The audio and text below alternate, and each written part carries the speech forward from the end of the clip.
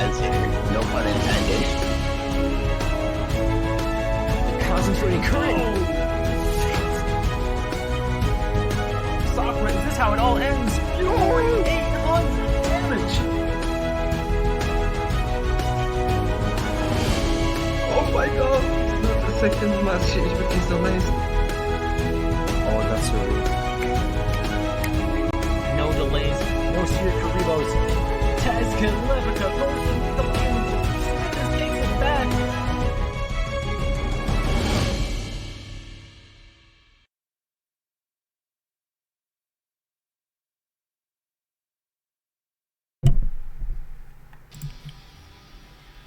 Hello guys. Hello. I hope you hear me well. I hope everything is working correctly. Yep, I can hear you fine. Nice. And here we are, Aankara, joined by Serenity. We're both live, we're both here for this great match. Diffusion versus the Unforgiven. Pretty good teams. I mean, we've seen them already previously, of course, the past few weeks. And, well, we're gonna see how they do today. But how you doing, Serenity? I'm doing pretty good, man. Just woke up, ready to cast this game. Nice. Yeah, indeed, you just woke up and having the morning coffee. Well, that's the chance for me. It's already afternoon here in Europe, so that's a good thing. I don't have to wake up. I'm still having the coffee though, but I'm not too tired. I got a question for you. How does it feel to have a 7 p.m. MCS? It feels like I'm not participating in this one, so I'm good. But for the ones I joined, it's horrible. Especially when you go like, I don't know, top 16, for instance, and that's like 4 a.m. and then you lose, and you're like, was one win away from the money. Yeah, but still, I mean, every single tournament for Europe is late, so we have to go with that, I guess. Yeah, unfortunate. Yep. Okay, let's go. Normally you have the room so you can join and everything. And we're good to go. So gonna switch the two players' names. As always, they swapped on me.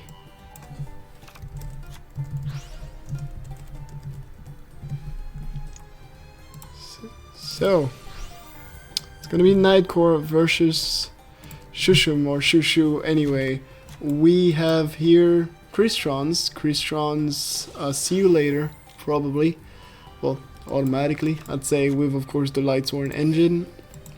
And we'll see, it's probably a Siltum user on the other side.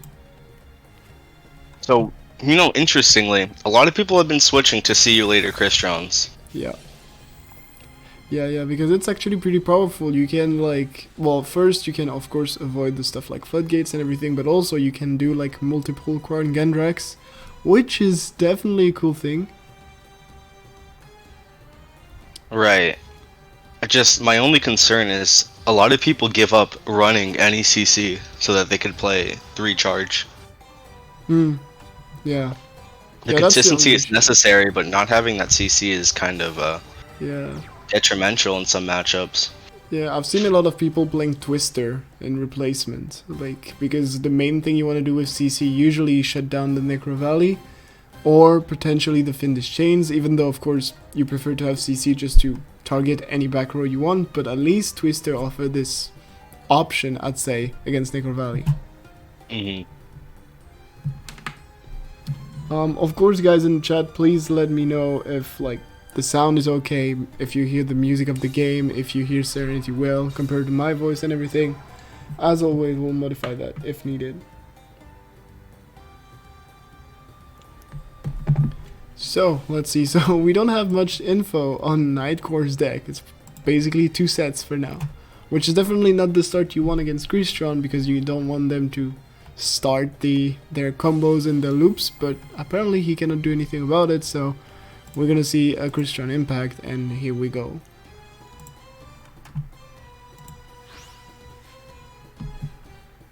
Welcome in. Yep. That actually might be a Ritual Beast Winda set. Could be, totally. Honestly, I'd call that it's Ritual Beast Winda. It's definitely something.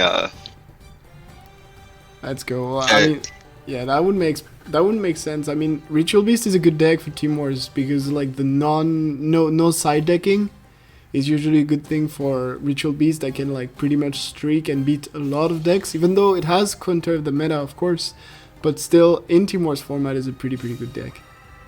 Mm-hmm.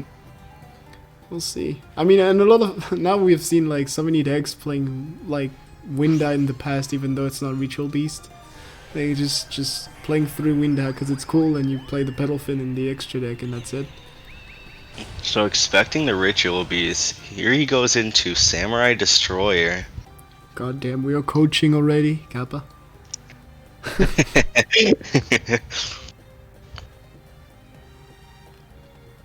But yeah, definitely. I mean, anyway, no matter what it is, the Sam Destroyer is a pretty neat card here. Yep.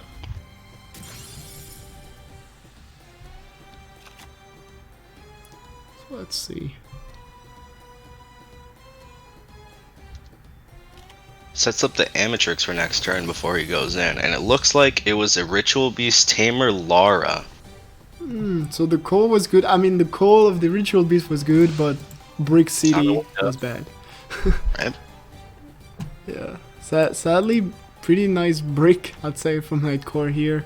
Because you definitely don't want to have Lara as the first monster in the graveyard. That's kind of the opposite. But, yeah, no. I mean, what would you have in hand so that your best play is Lara set? Like, what the hell is your hand, Nightcore? Because really, I mean, I feel like any Ritual Beast monster is better than Lara. Bro, she must have multiple. Something I actually don't know. Are you able to start summoning Ritual Beast fusions with 2 Laras? Or do you need a different kind of Ritual Beast? Wait. Good question, because it's a Ritual Beast. It's the same thing as Winda, right? Where you can go like with 2 Windas, but Yeah, but I think so. I think Winda though is like a spiritual beast tamer. Like it has both names basically, making it that you can use it. Because it requires a Ritual Beast and a Spiritual Beast, and Winda is the only one that has double names like Spiritual Beast Tamer, if I'm correct. Oh, okay. Yeah, that makes sense. Yep.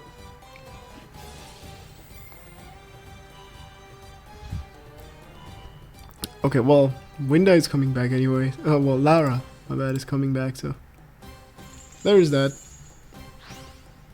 At least the loops are starting now, so that's the one thing you need. I mean, we've seen this matchup before, right? In the MCS, we all remember the Wayne versus Grucius match that ended up being like a time and a life point decision at the end, and even more like tiebreaker thing. First blood. So yeah, it's definitely a matchup that's, I guess, pretty even. I would still give the advantage to Ritual Beast in one way, but it really depends on the players. I think it's a really skillful matchup, which is pretty cool to see as a first duel in this Team Wars match. Yeah, interesting. Honestly, I couldn't tell you what I think about this matchup because I don't really know much about either deck. And honestly, I'm very sad that this is the first match I have to cast. Just waking up. Don't worry, it's fine. You will have plenty of Black Wings versus Dark Magician then, and stuff like this. Oh jeez. There, you probably won't see Aroma or Aroma deck. Yeah, Aroma deck. Or should I say stall? I don't know. Man, people are really sleeping on aromas right now. I think it's gonna catch some people by surprise today. Yeah, it might. No, I mean the deck is cool. The deck, it's as soon as the deck starts, like, you know, the combo going, it's really strong. The only issue is like the turn 1-2 disruption you can get hit by. Other than that, it's pretty good. I mean, I played it and I agree. It's definitely a rogue deck that can perform in tournaments. We've seen in the past. Seen other rogue deck do well. I mean, stuff like Stromberg or of this kind of decks. I can totally win tournaments and stuff if caughting people by surprise. But I doubt we'll see that in Team Wars. I doubt it. Interesting. Okay. Well, that's enough that I'm going to talk about because I don't want to spoil anything for later today. But Yeah, definitely.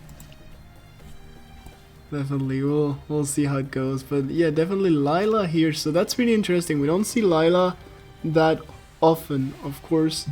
Lila is definitely not a card we see often. I mean, it's a Light Sworn, of course, but it helps deal with the back row, which is cool because, as you said earlier, no CC anymore because you have to play the 3 charge. So at least you have Lila that kind of counterbalance that to a certain extent. people used to do this when Dark Lords was pretty good with Light Swarms. They'd play Lila because Necrobally was pretty prevalent. Yep.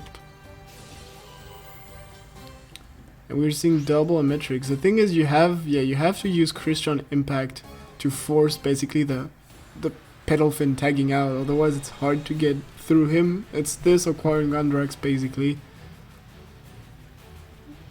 This is gonna force the tag out. And the problem is Pedalfin then can like literally come back at 2,800 again and be like, yo, so what happened exactly? Yes. Which could be pretty annoying, but at least here, I mean, technically here it can be OTK because of the lack of windows, but I'm seeing the delay might be only the Apelio effect, could be also a Sphere Kuribo in hand. And yep. Kuribo.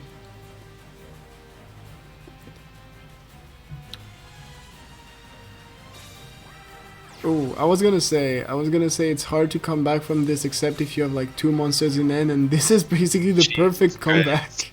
Yeah. Yeah. Always top deck Tamer. God damn it, Tamer plus Winda. It was literally the one hand that would make Nightcore if come back or at least have a chance in the match. Literally. Yep. Yep. Yeah, Jano in the chat having the exact same reaction as me, the bruh moment. Definitely. That's how it is.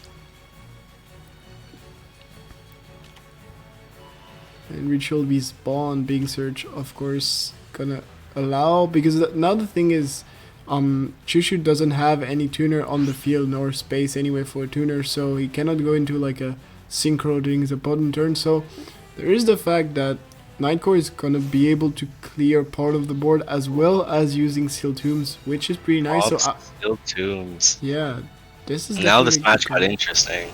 Yeah. He has a dead set bond for now, but if he ever is threatened and has to change out his monsters, tag him out, he can always go back right into Aphelio again. So blue just ends, Christian just ends, and in the end phase goes into Laura and Winda. Yep. I don't know much about this deck, bro. I don't know much about this deck, but I'm pretty sure if you don't have access to Aphelio anymore, it gets... It's getting harder. Definitely, it's getting harder. But there is still a spell that could be used to get Aphelio back from the grave. So there are ways. Right. There are ways. I'd say the main thing is just that if you want to win against Ritual Beast in this kind of matchup with Crystron, you have to make them run out of monsters, and this is basically just by attacking, and putting all of them to the graveyard. As soon as they don't have the resources to like keep the cycling of like banishing, synchroing, fusing, banishing, then you have like the you have the upper hand. But we are seeing it exactly, the Ritual Beast return. I mean, the main thing also is more like the Pedalfin that we see now banish, which is like really good in the matchup. Used to play both decks. I'm like decent with Crystron, trash with Ritual Beast, but I know Pedalfin is pretty cool. So there is that. I think he doesn't want to actually use the Pedalfin until he knows he can OTK his opponent, because you don't want to be sending Amatrixes back to the extra deck of a Crystron player. No, definitely not.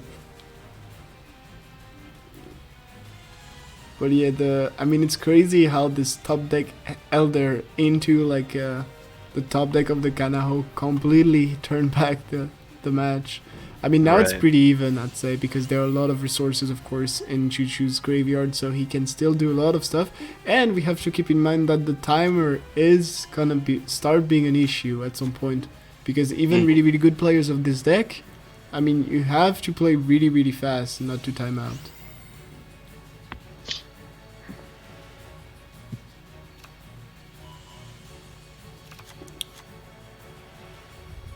So, what do we got? Pretty usual combos, but as I said, like you're seeing, these both players are having hesitations here and there, and this is some stuff they cannot really afford to do, because they're only getting like 20 seconds a turn, and their turns are more than 20 seconds for sure. So that's gonna start to be tricky, because at the end you are gonna have to do like smaller plays basically, and just try to not time out. So yeah, we're gonna see who does that best. Amatrix attacks over the Winda, and Winda special summons a Felio from the extra deck in the end phase, bringing back Laura and Canok. Now, he did set up a powered in Zektron, so he's definitely going to be surviving this turn. Yep. Yeah, he definitely is, and I mean, on top of that, the thing is now, he's surviving this turn, which is a pretty good thing, because the play you're seeing from Nightcore with the Winda summoning the Aphelio is really to like get 3 monsters on the board and start having this double Aphelio play, basically, that's pretty often threat on lethal. So the whole insect run was really needed on that turn.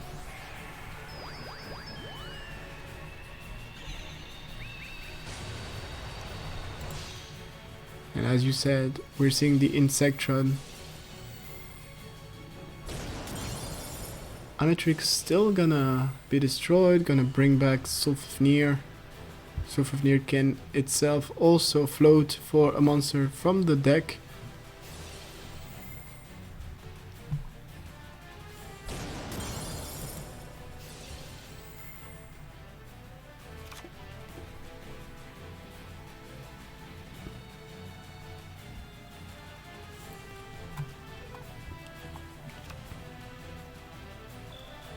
Yeah, exactly. We're saying in the chat, Mr. Lucas, 7 cards in hands. Yes, that's usually what happened in this matchup for the Christian players. You're just like, okay, so yeah, plenty of stuff I can do. 30-second timer. Plenty of stuff he can do, and he sets. Yeah. Ooh, tribute over for the Sulfafnir. Now, again, don't know much about this, but oh, wait, he's using the turtle to special summon the Shichu from his hand. He's going into Quarion. Yep. I was thinking also that the play could have been like a simple Black Rose, which is not the best thing, because like you can just float into Winda basically. But I was thinking, like, shouldn't it be a good play? Because I'm pretty sure he only has 1 Winda in the banished pile, and that Winda would only be able to special summon one monster, probably like an Aphelio, so you'd have a complete board reset with no more back row and destroying one Aphelio. Yeah, it would have been nice. I mean, the Pedalfin, the ulti Pedalfin would have probably came back, but I think it would have been decent, but I'm not entirely sure, to be honest. I don't know enough of the matchup, same as you, but the way I see it in terms of card advantage, it would have been great, because it would have sent a ton of stuff to the graveyard, which is always a good thing. Yeah, maybe he's not playing Black Rose Dragon. I doubt it though, because we've seen a lot of people playing Bryonak, but it's with the SSA Christians, like, because it's of course super good with SSA, super good as protection. So I doubt it would be the case here. Looks like he's just trying to deck out his opponent, possibly. But he does probably know that there's a Herald left in his deck. Usually they play 2 Heralds, and he does have enough life points to activate that. Ooh, normal summon Pedalfin. Okay, we're seeing it now, but there are 3 sets. The thing is, usually the sets of Christians are not like floodgates or anything. What? just activates Lance? What? Okay, I'm not getting this one. It's just Activates a second Lance from his hand. Can we call this flexing? Flexing? Maybe he has 3 Lance, he just doesn't care. Like, He knows there's impacts in there. why did he? Oh, Edu is saying so impact doesn't negate. Oh, that's grave. 2000 IQ. Yeah, I actually didn't know that. So it wasn't a bait, it's nice. Wow. Of course, Edu with the 2000 IQ brain here. Okay, thanks a lot, man. Yeah, that's actually pretty smart. Of course, it prevents anything from affecting, including the impact in the grave. Completely forgot about that. God So damn this it, is a lot more dangerous than it might look right here. So he attacks, and then he attacks again with Affilio. He Can does he have an impact set in the back row, so he's gonna be special summoning something from the banished pile to protect himself. But as we know before, there is a bond set back there, Yep. and there is a third Affilio in the extra deck. So he's gonna need a second impact or something to stop the third Affilio. Yeah, we're seeing one impact banished. Is there another one in the grave, or there's one in the grave? Well, 2 in the grave. There is nothing else. I don't see anything. I don't see anything that can save him here. So that's it. Yep. Wow. Just like What a that. he's still in the comeback. game. Very well placed OTK. I guess he was Yeah. waiting for the double lance to do that Yeah. pedal fin play. The double lens was really neat. No, I mean, it was a long, sure, but really well played duel by both Side and Nightcore, doing an awesome OTK play at the end. Well, Mr. Lucas, to explain, like the what Edu said, basically the lens says that Forbidden Lens says that the monster that is targeted by Forbidden Lens then is not affected by spell or traps. And no matter if the spell or traps is used from the field, from the hand, from the graveyard by banishing it, whatever, it's not affected. So you just lens your pedal fin, and its effect of bouncing the Quarren back is not anymore negated by the impact.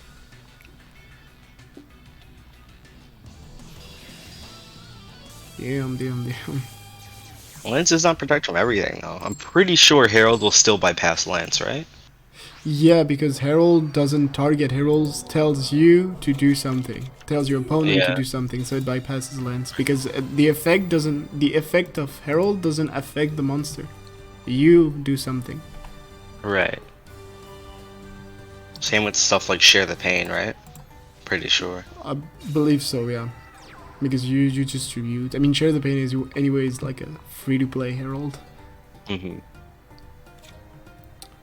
So let me update the scores and everything.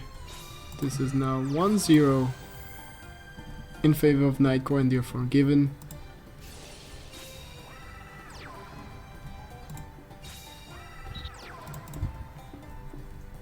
And we haven't talked about that, but quickly about the teams, of course. The Unforgiven, we've seen them for some seasons now, even though they were in the break for season 6. And now they're going 1-4, sadly, in terms of win-loss. But as we said previously, they have been facing really tough teams the first few weeks and managed to have a pretty good win, definitely on the top team as well. So I believe it was the SEM victory against SEM. Oh, okay. Well, I don't even have time to talk about this. There's just OTK from Nightcore. Can we? Wow. This is It's supposed already to be over. Ritual Beast. You're supposed to take 10 turns to do something. What the? Wow. Okay. Well, that happened. And I'm just gonna keep talking about the teams because we're just gonna ignore that this is a 2-0, right? But Yep. God damn it! And on the other side, Diffusion is 4-1 so far in season 7, and it's actually a new team from season 7. They were not there before. They're second of the division right now, so definitely a great start in the season. Not that much in this match though.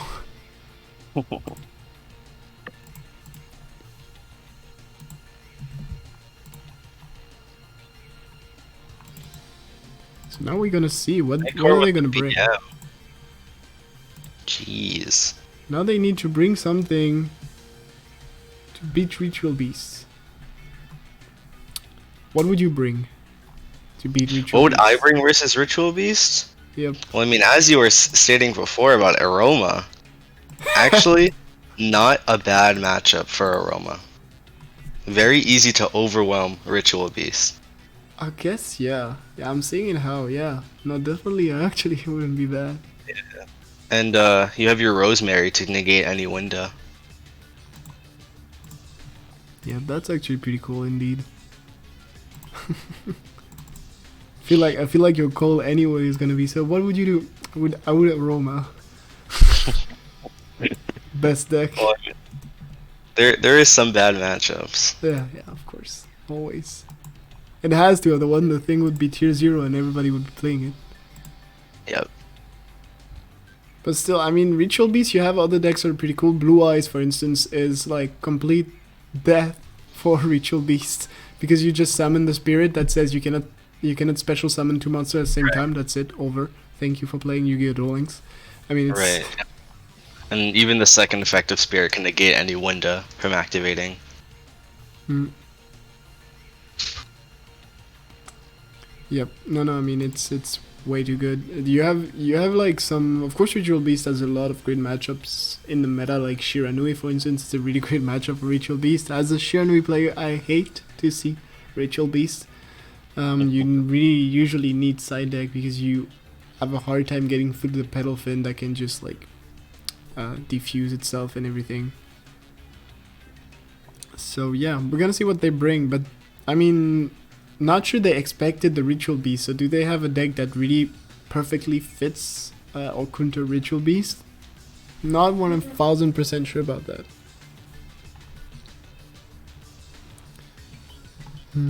Because then I think we didn't have time to see, but I think the deck was like the second deck was a Dark Magician, right? Yeah, it was a Dark Magician that bricked. Yeah. I mean, that's what Dark Magician does. Either you open combo or you break. It's yeah, pretty helmet deck, not gonna lie. It's usually it's I go first, I open the combo, can you play around it? Yes, no. That's basically it, but still is one of the best deck in the format, so not surprised we're seeing it. And makes sense after a Crystron deck. Yeah. So now we're still waiting for the new player from Diffusion. I'd be surprised if they don't have anything that really fits, but like for instance, like I said, the best counter of Ritual Beast in the meta, in my opinion, is Blue Eyes, which is not even really that meta. It's more of a tier 3/rogue deck right now, I guess. But I'm not expecting Diffusion to just randomly bring a Blue Eyes right now. Yep. What would you say in the chat? What would you bring? Let's have the chat coach instead of us. What would you bring? Yeah, honestly, I haven't been saying anything because I honestly have no idea what would I bring. I just let Sauce God tell me. That's a good call. That's a good call. I mean, or you just bring Aroma.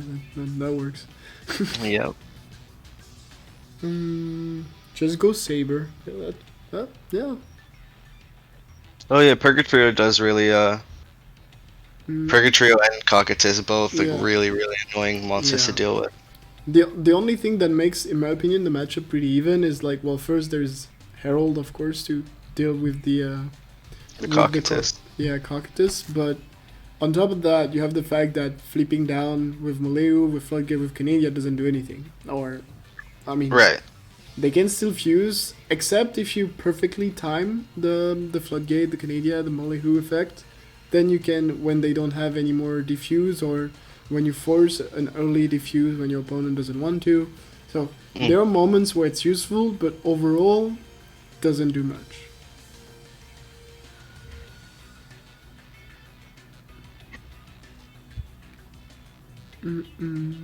So, apparently we have the next player going in here. So, we're just waiting for him to join the room. And we'll get going with the third duel of this match.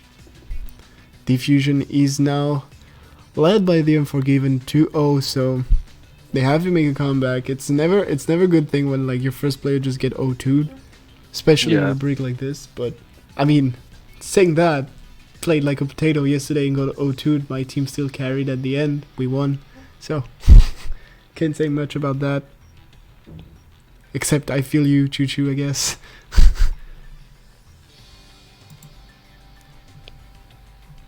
Okay, the players here. We're just waiting for him to join the table, and we'll go.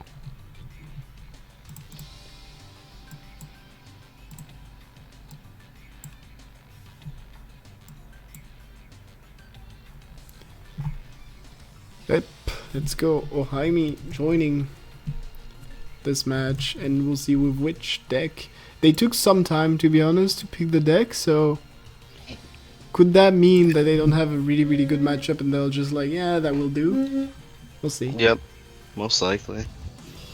I mean, a lot of people don't prepare for, you know, Ritual Beast at this point. Ritual Beast isn't a very played deck in Team Wars or even in tournaments for that matter. Let's see. So we see a Shizu versus a Shizu. 21 cards on both sides. I'm guessing this is Hero. Yeah. Imagine if this is a mirror. I'm killing myself. Okay. Hero. Nice. Yep.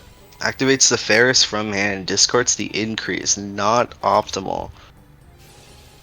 But, I mean, if he has Stratos here. Yeah. It's always that. Anyway, it's a turn 1 of Hero, so you usually want to do always the same thing. Like, hey, hi, I'm just gonna put 3 monsters and end on that. If you can, you put, of course, either Malicious or Celestial, or both, if you can, in the graveyard to Right. set up for the next turn. Which is, like, why it's not an optimal turn here is because we probably won't see both of them, except early Poly to put the Celestial, but not expecting it. He sets up the 3 set monsters. Definitely scared of some kind of OTK play, which I'm pretty sure Ritual Beast can OTK through 2 monsters. I know you can OTK through 1. Like, I mean, with a really god hand, you can OTK through like 2 monsters because you can with a god hand you can bounce 2 cards. So assuming the back row is sort of dead, but which is unlikely, I'd say, but you can bounce 2 cards. You can play around 2 cards no matter where they are. Right. Most likely a mass change in the back row, which can be pretty hard for Ritual Beast to deal with a well-timed mass change. Using it in the battle phase, so it can't be attacked over and it can't be Herald or Petal Finned. Normal Summon's Winda didn't open up the Tamer this time, but Winda's not too bad versus Heroes.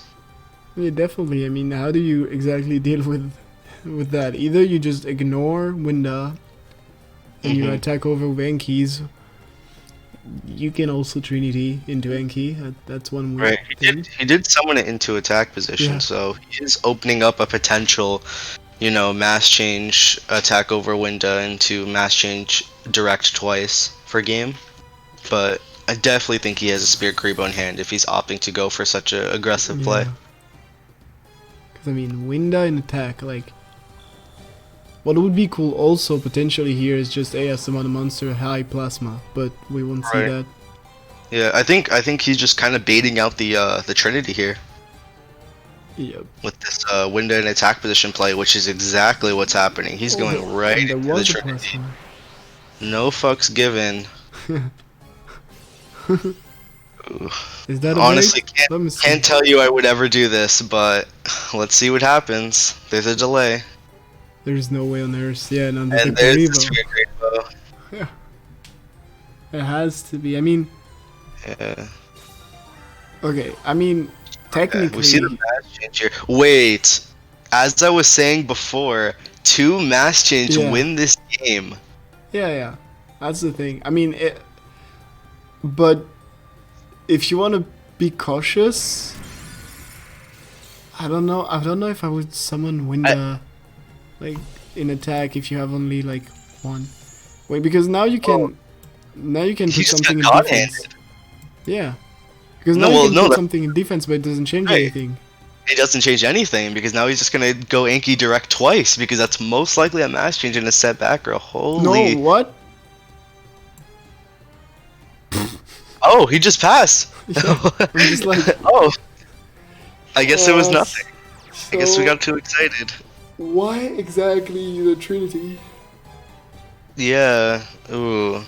I mean, it's always cool to see Trinity, right? Thanks, me for this, but you're what? I guess. Yeah, he had so much. I feel like he could have played that differently. I mean, Oh, the good thing is, he used the plasma from hand, so he didn't have the possibility of doing plasma that turn because of the attack of Nightcore, who got rid of one of the 3 monsters. So that's actually pretty nicely played, because plasma is pretty annoying. Even though it only negates on the field effect, so you can still like do stuff that then like you have the cost that's like triggering diffusing and then it works. But Right. but still all the rest is negated. So Especially grabbing a wood with your plasma, making it 2700 attack, almost impossible for yeah. Ritual Beast to deal with without any other tech cards.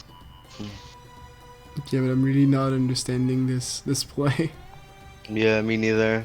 Because I mean, you can just go into adoration. Like, He yeah, could have. I feel like it was just safe. But I don't know. Could have went Adoration Anki, Yeah. put Wind to 0, attack 1. But then again, he'd still need 2 mass change to OTK. So maybe he was just kind of going all in. I mean, he probably thought he had nothing else. You wouldn't need to. You would have a TK with adoration Enki. Well, you would need through the Spear Karibo, is what I'm saying. Oh wait, yeah, because he would Karibo the Enki, so there would not be the draw of the second mask. Yeah, Right. true.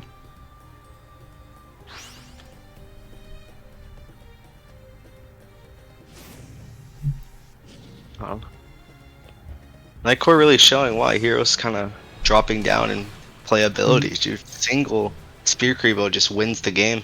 Yeah. Wow. Perfect lethal with Affilio. Once his attack goes through, there's nothing he can do. I believe this delay is just increase. Yeah. I don't see what it could be. I mean, there is a set that did nothing, so. Yeah, I wonder what that is. It's probably a Cosmic Cyclone, I'd assume. Yeah.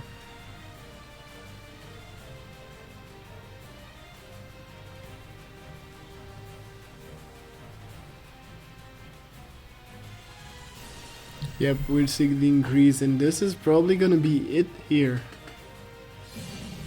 Because I mean, it's on top of that, it's Afelio attacking, so you really need that back row to be something, and it's not. 3-0 for Nightcore. Wow. Are we gonna see our first repeat here?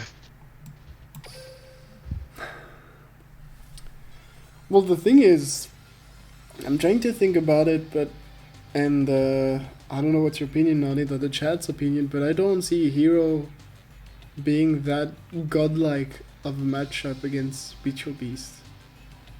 I mean, Well, I mean, if they don't see the Spear Karibo, I could see how Heroes can just very easily OTK through a Ritual Beast board with Trinity, and potentially a mass change. But yeah, I do agree with you, especially since we already saw the Spear Karibo.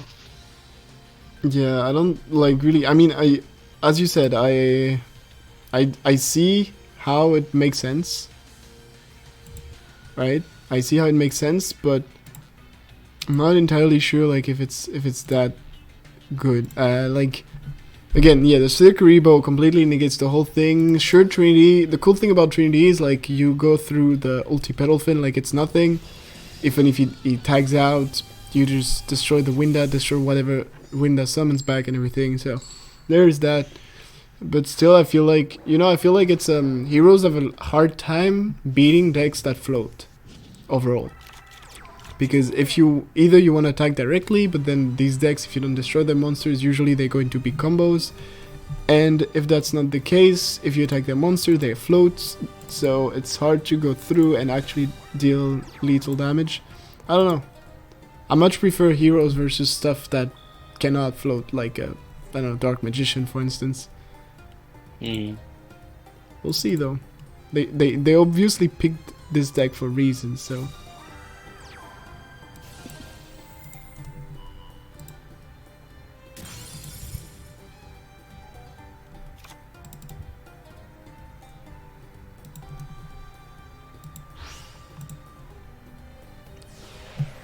So they did not repeat, and we are seeing a Crystron now. Crystron SSA, since it's Micro Tsunami.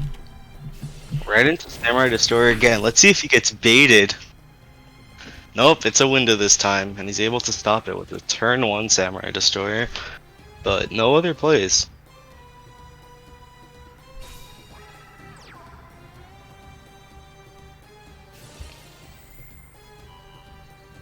Okay, wow, normal summons the Laura. Special summoning the Winda from the graveyard, enabling his plays. Goes right into Pedalfin and passes. It's going to be a pretty difficult wall to get over though. Doesn't even have impact activatable at this point. Yeah, that's basically Quarion on nothing, but even Quarion here is not that good because you just target the Pedalfin that tags out. So you actually do nothing and you just basically waste your Quarion. Exactly, so it's going to give him a lot of opportunity to kind of stall him out here. Yeah, and I'm reading the chat, and as Andy and other people are saying, I mean, there's no real way to ODK through like a, a big board of Ritual Beast or just a Winda if you don't go like a multiple mass change Serenity, like Plasma or stuff. So it's like you said, it's if the opponent doesn't have Karibo and you have one of these plays, works out, but it's not that easy to have any of these.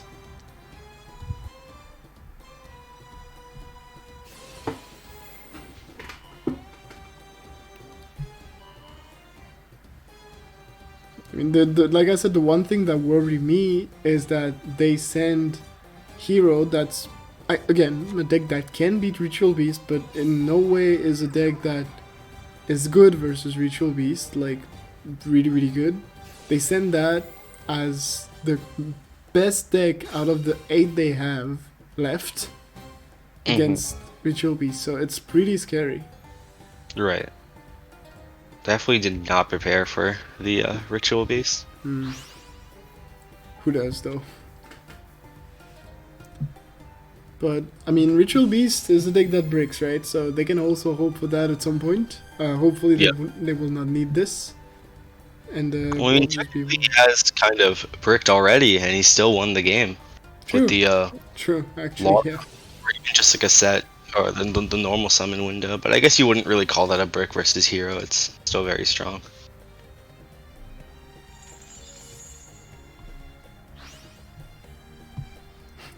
People debating on the name of Winda. Linda? No, it's not Linda. It's Winda. Calm down. Lara, maybe, is the one you're looking for. Nice. Well, anyway, now we're seeing the loops going on. I mean, the Apelio banishing the Pedalfin so that you are able to use Pedalfin.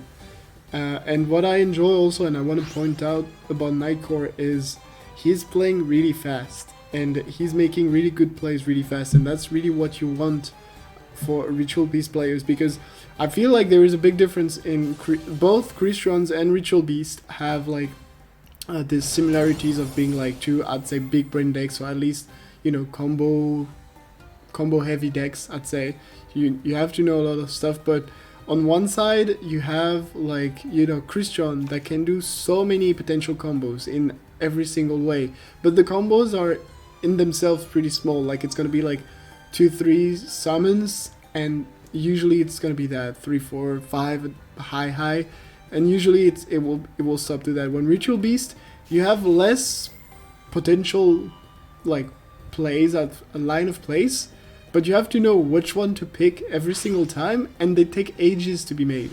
So you have to act really fast. You have to know instantly, okay, I'm in this situation, I need to do this specific play. And Nightcore is doing that exactly as we're seeing this match. This comes with experience. Yep.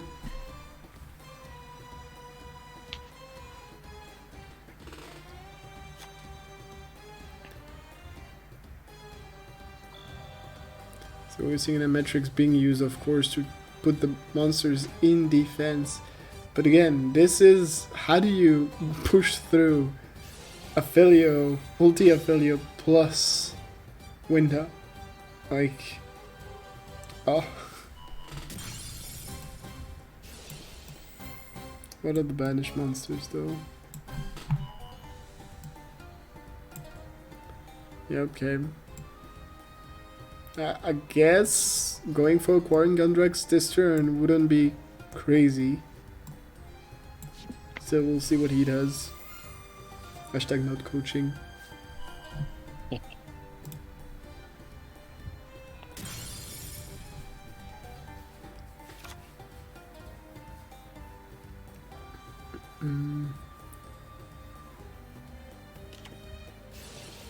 Yep, we're seeing the impact, and it's gonna be indeed a Quarren Gundrex coming up.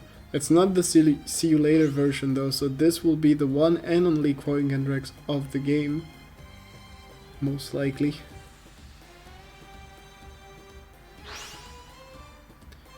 Here we go.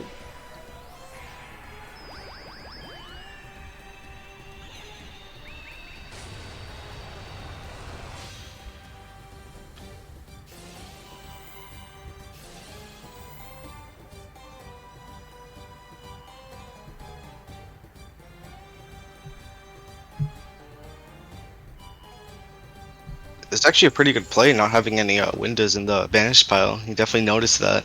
Go right into the Quarion. You know, with no protection here, you can just attack over the Petal Fin, and Yep. now Ritual will be 4 cards in hand to deal with this. The problem is he just need a Spiritual Beast and he just goes back to the loop. Right. Or he just goes with 2. Yeah, normal summon Tamer. And there we're gonna see it. We have Apelio banish. Apelio being banished means that he can bring him back, use Apelio effect, put the Petal Fin back, of course, in the banish pile, and do it all over again. This is, Apelio is usually, as you said earlier, when you don't have access to Apelio anymore. So basically Apelio being in the graveyard and you don't have the quick play spell anymore that allows you to bring him back, you're basically kind of stuck. Because, like, you're not, if Apelio is the one card that basically take your dead graveyard and refills your banished pile to keep going into your combos. That's exactly what we're gonna see here with the double Ulticana Hawk effect.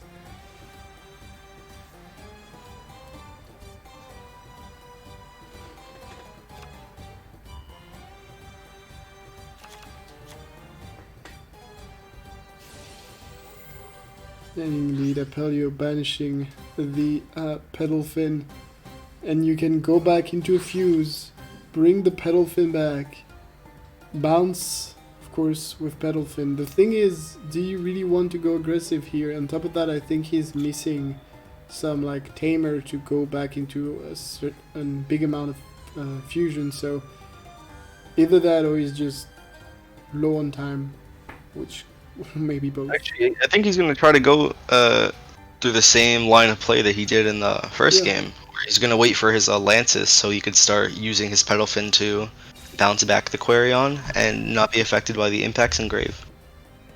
Yep. Well, Christian opting to set here.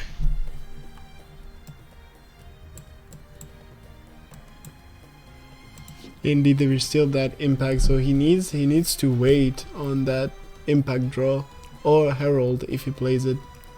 Right.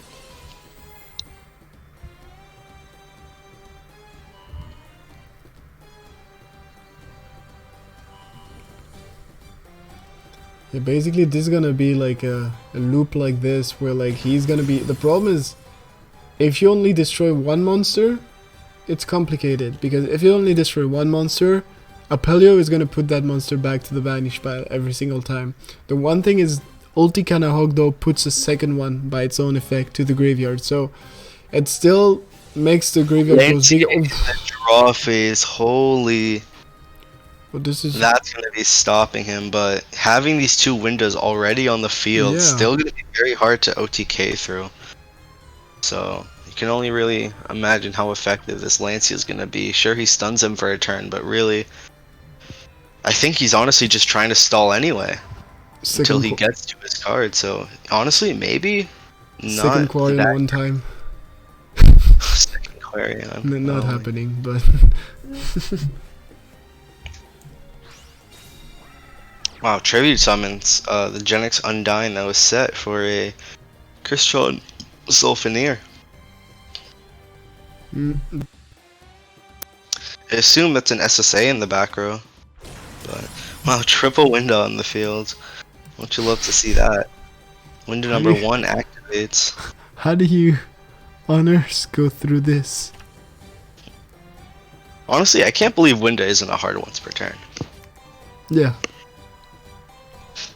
Now the best part is you can summon itself with Winda. That's so annoying. Like Winda, ulti Pedalfin. How do you? Right. Just kind of ridiculous. Yeah. Goes I'm into ju- the Ganahawk here.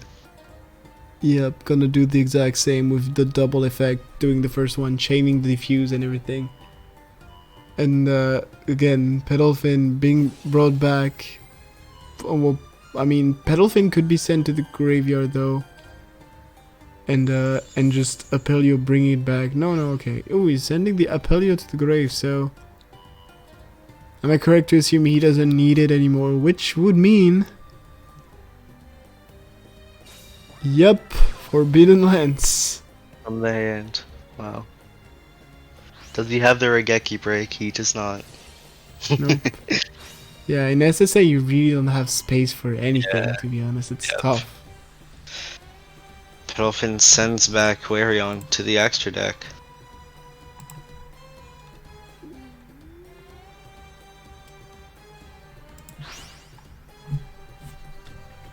Oh jeez. Assuming he has a bond in hand, this could already be over. Felio would be completely immune from Right, I forgot about Sulfinair effect. Yeah, there's that, right? So... Yeah. You would need a So lot not to over push yet. through this. Goes into the Thwife's turn for next turn.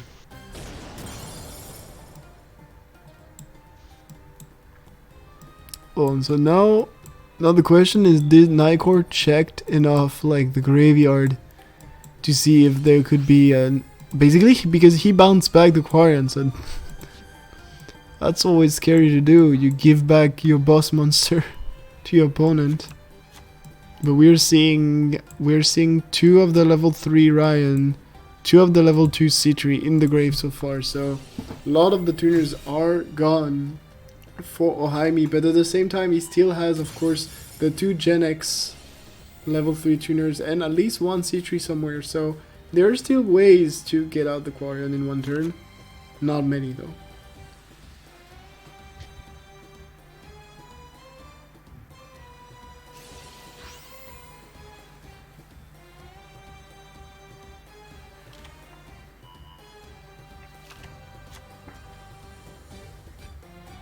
It's still getting pretty tough, I feel like, because I feel like the Ohaimi is really going down really low in terms of resources, when on the other side Nykor still have a ton he can do. Like, he can still defuse, he can still go on to loops.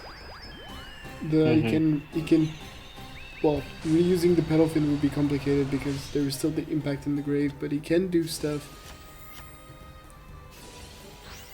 Going into the Amatrix here and potentially just using the Rosenick to protect himself for the next turn. Sets the impact that he just drew, or actually sets 2. Could be something else back there. Attacks over. Nope. Spear creep. Yeah, I was assuming he was trying to force out the effect and then not attack to kind of clog him from being able to special summon Petalfin and during the end phase. But Spear Creeble is going to stop that from happening. Yeah, the annoying thing is Crystron SSA. I mean, the SSA part of Crystron doesn't really do anything against Ritual Beast because Apelio is like, you said a card effect? Hold on. Yeah. So. And Whale is just shy of that 2600, so the Whale's not even useful either, just being right at 2550. Yep. I feel like Quarion is basically the one thing you need to push through. Right, and even then it's really difficult too. Yeah.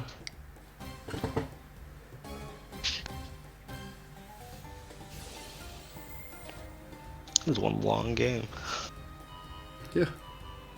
Definitely, and again, the timer thing is definitely an issue because I'm not saying any of the two players is gonna time out, right? But again, they have to think really fast about their plays. And you know, if you see a play that's decent and you already took like 15 seconds thinking about it, maybe there's a better play that you haven't seen yet, but you can't afford to like spend like 20 more seconds being like, wait, so could I do something, anything better? And that's always a big problem. That's why I'm saying that you need instantly to know what's your best play based on the game state, on the graveyard and everything. And there are so many, especially in this matchup, there's so many data to account for.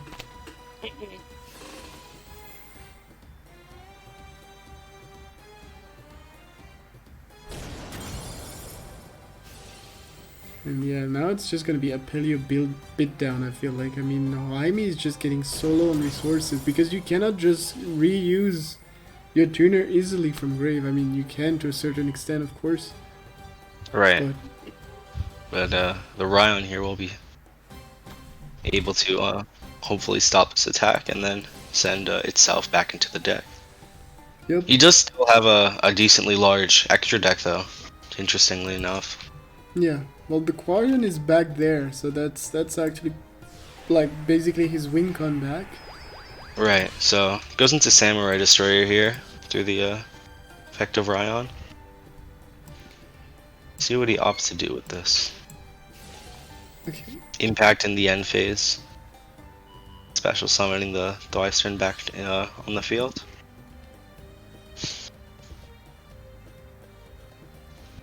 Yeah, I'd be surprised if we don't see a Quarion again on that turn.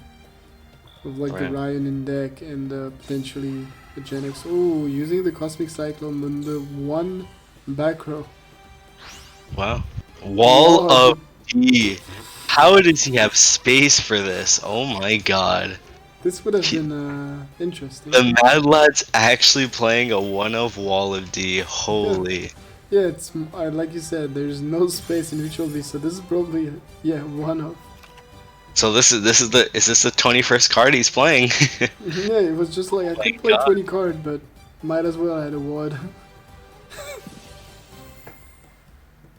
See, what people don't understand is if he was playing Aroma, this Samurai Destroyer would be 3100 defense. I mean attack.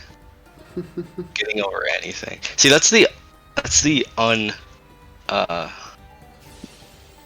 unappreciated perk of Aroma is having that access to a 3100 Samurai Destroyer, because realistically that's incredibly strong. Yep. Very hard to get over. Well, I mean, one thing I can say for sure, based on I mean, since Aroma is a thing in the meta as a rock deck, is if at some point it gets more popularity, you will have had your impact in this, because God, preaching. But yeah, definitely. I mean, I agree though. That's one of the cool thing about Roma. The great thing I feel like it's also the basic like resource. I mean, you basically recycle the resource pretty easily with Aroma. and you're able to go through your deck, search whatever you need. It's only the only issue really with the deck is the first like few turns, like turn 1, 2, 3 basically, and then if you start going, it becomes amazing. Right. Pretty much. Roma does have the best late game in the game, even better than Christian. I probably would say so. Yeah, they're just again disruption. Right. I mean, they just never run out of resources. They can never deck out. They can always special summon monsters from their graveyard onto the field back. It's really, like what can someone actually do if they can't get rid of all of their blessed wins? Yep. So here the thing is, even if you had Aquarian here, what would you do exactly with it? Because okay, you're targeted to Apelio, and it just splits into 3 monsters or like 2 basically, and you have a Winda back on the field. I mean, thing is, I'm pretty sure there are not many, if any, Ritual Beasts left in the deck, because I mean there is Rampengu's in the grave, Apelio, the Windas are there. Yeah, there are not many, if any. Probably 1 or 2 though. Maybe they're in hand, but again we're seeing it. I mean, it's literally been like 3 or 4 turns of Apelio bit down.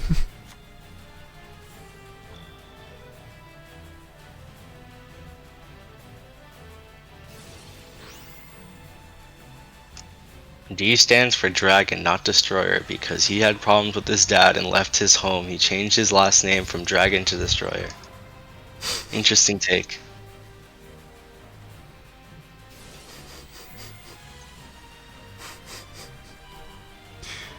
Who the fuck started this? Van Godfather.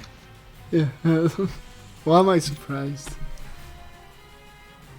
Like usually in these kind of case, I don't really look in the chat and I just like blame whatever. But I guess this time it's Godfather. God damn it. Go back to TFT. God damn. But yeah, but again, like I mean, here it's just like protection, looping and everything, but I feel like I really feel like Ohaime is just surviving right now. Yeah. Not really. I mean, I guess he's potentially waiting for an opportunity to go into Quarian, but I don't think he will have that. Right. Oh god. I mean, he's keeping his 2 Aphelio beatdown, and it's really bleeding through his resources. Has to use the impact here to survive. I mean, have we seen the bond being used yet? I don't believe so. No, so yeah. Yeah, it looks like he's going into bond here. Does he have the second impact to save himself? Oh. Lancia. Ooh. Well, yeah. Okay. A well-timed Lancia stopping the OTK. Wait, that. And now this opens up the Clarion play. Oh my god, this is what he was waiting for. Nightcore goes too deep, and he might get punished hard for it. Can he make the turn 1 Quarion that he's been waiting for this entire time? I mean, look at the ties for now. He's gonna search the Ryan. What do we have in the grave? Let's see if there are resources. Oh god, the prize yordle is here. The prize yordle. There is also the soul of Nia. There is everything. You just need like another level 3 basically, or like the level 2 or anything. So right, yeah, he does have a Citri and a Ryan either in his hand or in the deck, so he definitely can go into the Quarion here.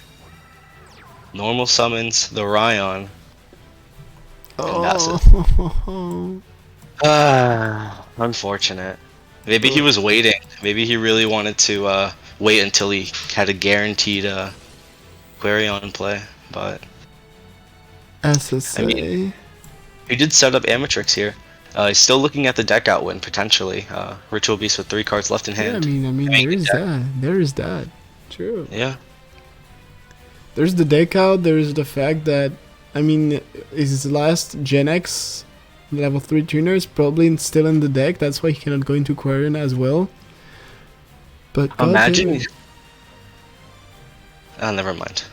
Okay, goes, doesn't even go back into Apelio, just goes straight into, the battle phase. Potentially doesn't have enough time to go into Apelio, but not really sure.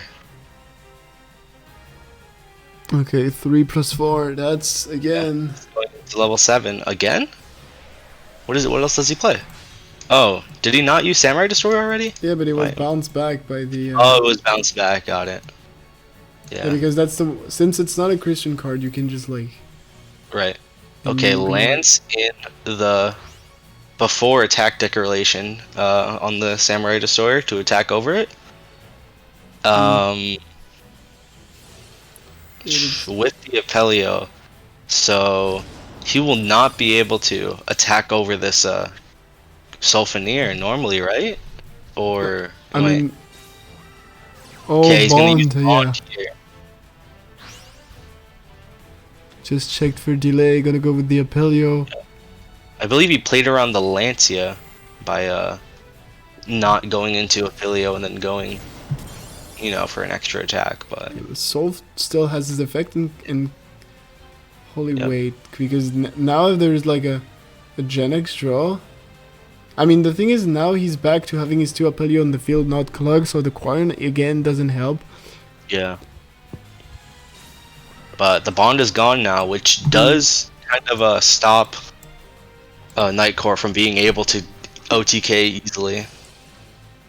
The whale comes out after setting and undying.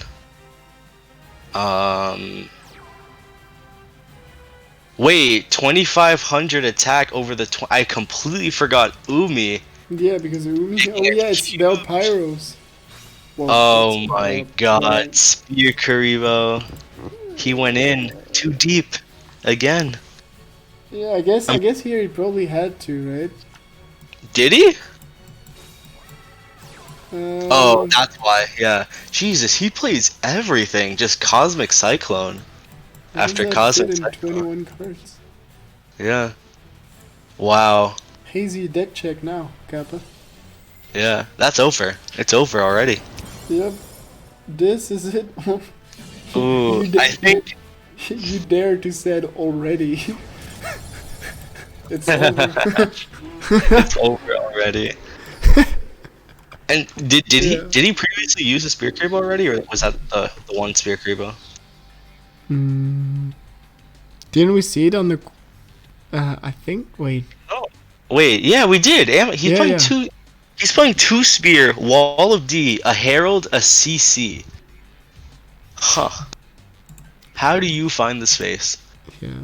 And Wow. and the what? And the what? Poor Ohaimi. He probably absolutely was not expecting the second Spear Karibo. He probably thought there was no space, no possible Yeah. way.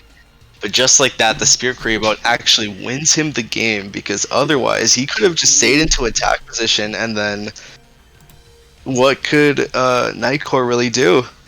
Except for wait for Herald, I guess. I guess that's what he wanted to do. He was scared of the Herald. Yeah, Herald, So because you or second lens on the pedal fin if you had access to it. Oh no, wait, never mind. No, it doesn't work that because the wouldn't whale work. the whale just negates it. Right. Yeah, what the wow. Just Nightcore has all the answers. Yeah, I mean it's true that in some way, except I mean we haven't seen the Herald actually, right? So maybe that could be a thing. Not playing You seen Herald. the Herald? We have seen it. Oh wait, Yeah. yeah. Oh yeah, I'm stupid. Yeah. Oh, one of Herald in the One, first Christian game. Yeah, we saw one. That's true. So yeah, Yeah. no, I don't know. He's playing 1 Cosmic, 1 Herald, 1 Wall of D for all the A lot of ones off, but yeah, yeah, but it's working. It's definitely working. crazy. God damn it, we haven't even seen Nightcore's second deck. God damn it. But this time though, they went really way faster. Like Lorenzo Roma is directly on the field. And we'll see how it goes. But God, they already sent one counter, like basically counter player to some extent. Got Lost both wiped. of his decks again. This is really not looking good for Defuse. Nope. Hopefully they have more Lancia decks.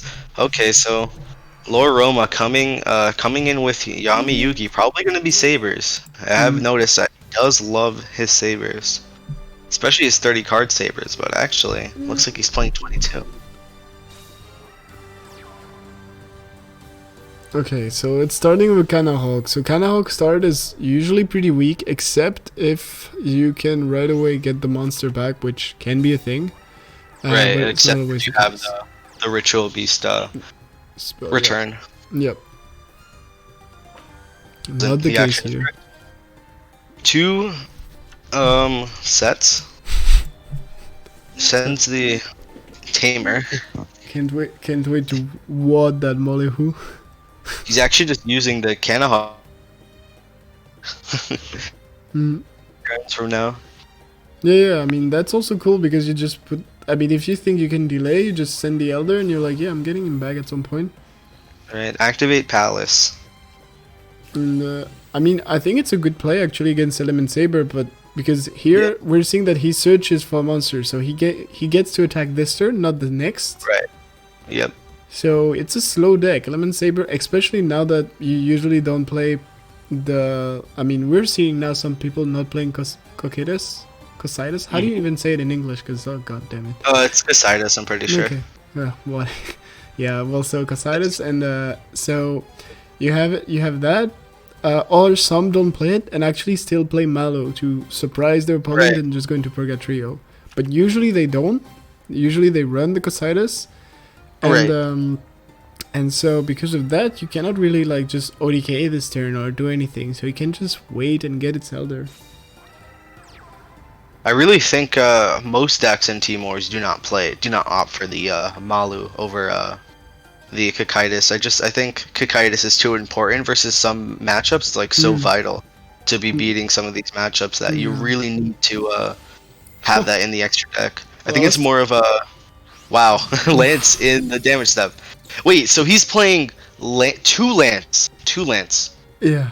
Cosmic Cyclone, Herald of the Abyss, 2 Spear Karibos, and Wall of D. That's 7 tech cards in a Ritual Beast deck. I don't even know how you do that. I don't know. Yeah, It's beyond there me. are 21 cards, then there are the Windas, there are like Yeah. the Lara, the Elders. I'm pretty sure this is unheard of, right? Like, I'm pretty sure the most amount of tech cards they usually play is like 5. Yeah, I mean, it's surprising, but I mean, he went up to 21 cards, so he gets himself a little bit more space, right? But I'm wondering if there is not something like that he cut out, or I mean, he's still obviously playing all the important Ritual Beasts, but maybe there is one that he plays only at 2 instead of 3 or whatever, like a Kanahawk, for instance, or whatever. Yeah, he might be playing Kanahawk at 2, but I mean, why would you want to do that? Isn't Kanahawk like your main monster, pretty much? Your main combo extender? But I mean, who knows? Yeah, we've seen Return and Bond. Yep. I mean, you can't really cut those cards. Those cards are too vital. Okay, Alistair comes out. Really pressuring. Okay, he's going into the Cocytus right away. Not gonna opt for a Purgatrio play. Maybe scared of I don't even know what he's scared of, but going for the safe play nonetheless. Well, I mean, he's just a bounce from the Petal Fin, right? Right, but I mean, like, Purgatrio could potentially just win the game right here. No, there is the field spell, he can attack. Right. God, I always forget about that. Even when I'm playing Sabers, I always forget that I use my own field spell, and then I go for like some kind of big play, and it's just like skips your battle phase. I was like, oh. No, me sometimes in tournaments when I play Serenity versus Sabers and I have like just a tuner in defense at 0 and I see like a Purgatrio and I'm like, oh god, I'm losing, and then I'm see like end phase. I'm like, oh yeah, forgot that. Okay, cool. Level 8. You know, I'm learning more about Ritual Beasts from these series of duels alone than I have ever in the entirety of Ritual Beasts' existence. So no, because yeah, it is. No, for me too, because like I know the loops, but again, I mean, I think anyone who like plays Ritual Beasts on a pretty often can see how fast Nightcore is with these plays, and I'm pretty amazed by that. Because he's just like, okay, draw phase, stand by, okay, let's go. Like, it's just, there's literally zero hesitation in these plays. His entire banish pile is filled up because of this double Canahawk. Honestly, not even a bad start for him versus such a slow deck. No, definitely. I mean, and in this matchup, usually, like, what I usually get from people is that Ritual Beast is ahead as soon as, like, they can just stall, basically, because you can, if you're able to play around, like, the, of course, the, Purgatrio, then you can just wait to some extent to, like, just get the Herald and get rid of the Cositus. But it's not that easy, of course, to just play around the Purgatrio. Right, looks like he's just going on the defensive with a special summon ulti Paddlefin. Imagine if he goes into Purgatrio and gets Ward. Yeah, that's what I was thinking. I was like, is that the only thing that's stopping him from I don't know. going into Purgatrio here? Well, I mean, there's that. There are the Karibos. I mean, he's the only person that knows that if there's a delay or not. So. Yeah, because I mean, we talked about the text that we already saw, right? And the Ward, pretty good. The Sphere Karibos are good. The Lens can, like, make basically the Alistair unusable with the invocation. So there's that. So he has some ways, I mean, to delay and everything. Mm-hmm. He has to draw the Herald before, though, but with the speed of, like, that you can, like, mill your deck with the Ritual Beast, I mean, he can get to his Herald pretty fast.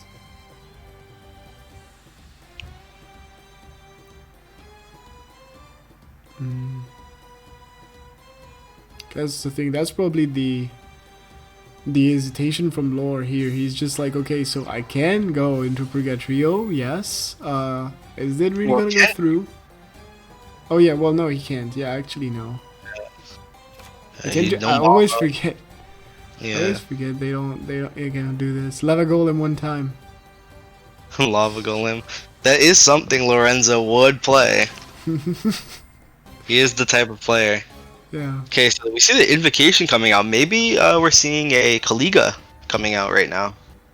Kaliga is actually good, yeah. Yeah, Kaliga is really good into Oh no, my god! There is! I was gonna say! Into the freaking trio! I was gonna say it's either Lava Golem or Fortune Fairy N. God damn. Yeah. Unfortunately, he already had the end since probably turn 1, so he was not able to activate the effect, but very powerful to see the end come out here. Yeah, that's what I was gonna say. I was like, I mean, well, the thing is, when you draw the card, you can reveal it, so... Right, and just because it's a fire, he's gonna be able to go into Purgatrio again next turn. So, goes into the... attacks the Canahog, we see the Wall of D. The Wall of D gonna completely make him unable to attack over the ulti Pelio. Ulti right. He can at least get rid of the other one, but oh wait. Ooh, wait, current. No way. Oh my god, there's a delay. Or is he going? No way, is it current? I don't believe it. I mean, why would you boost yourself? Yeah, that's true. Why would you boost yourself? You don't want to give him the Seal Tombs if you don't have OTK right now. I think it's a current. What are we waiting for? Is that the Lance? Is there a Lance in the background? Is it double Alistair current? Because one Alistair current is not enough. Well, actually, 2 Alistairs here is fine. You don't actually need current. He's still going to be able to do a ton of damage with his attack. Actually lethal through these 2 monsters. Yeah, 3100 into 900, exact lethal. Not even needing the Cocytus. Actually, no, never mind. No, now it's decreasing. Right. Well, the Cocytus can attack though. Yeah. Fuck are we seeing? Oh my god. Second wad. Lore is just like, I don't care anymore. Yeah. Oh my god. Oh. Forbidden Lance. Oh. Putting him exact. Oh my god. Triggering his Destiny draw though. But Ishizu is gonna have the Seal Tombs undergoing, and with that Seal Tombs, he will not be able to go into Purgatrio. Or pretty much most fusions for that matter, unless he has the last Alistair sometime. What I'm Which he might just impressed is that right. Nightcore didn't use the lens on the Alistair, like at the invocation summon, right? When invocation was used, he could have just like lensed the Well, Alistair. Right. I don't think he was expecting Purgatrio at all. Yeah. I don't think he cared about the Kaliga. Yeah.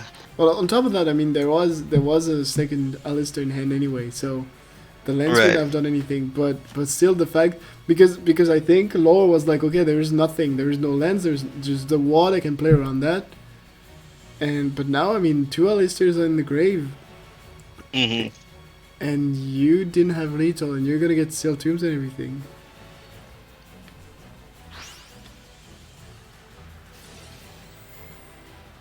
Oh yeah, he can't wait. He can Seal Tombs. What? He cannot Seal Tombs. Oh, we because- cannot Seal Tombs because of the yeah. Wow. I forgot that they changed Seal Tombs to be 1,000 less. Oh, true. He actually put him low enough to the point where he cannot activate Herald anymore, so he has actually no way of getting over Cocytus. Yeah, that's true. Oh no. His only hope is attacking over this Purgatrio right now and dealing enough damage for lethal, but I don't know how that's going to be possible. Well, we've seen the 2 lands, right, already being used. Right, we've seen both both the lands? Have we? Or only both the lands being used. Yeah. Only has a Cosmic Cycle, a dead Cosmic and a dead Herald left in his deck. This is looking really good for lore. Mm.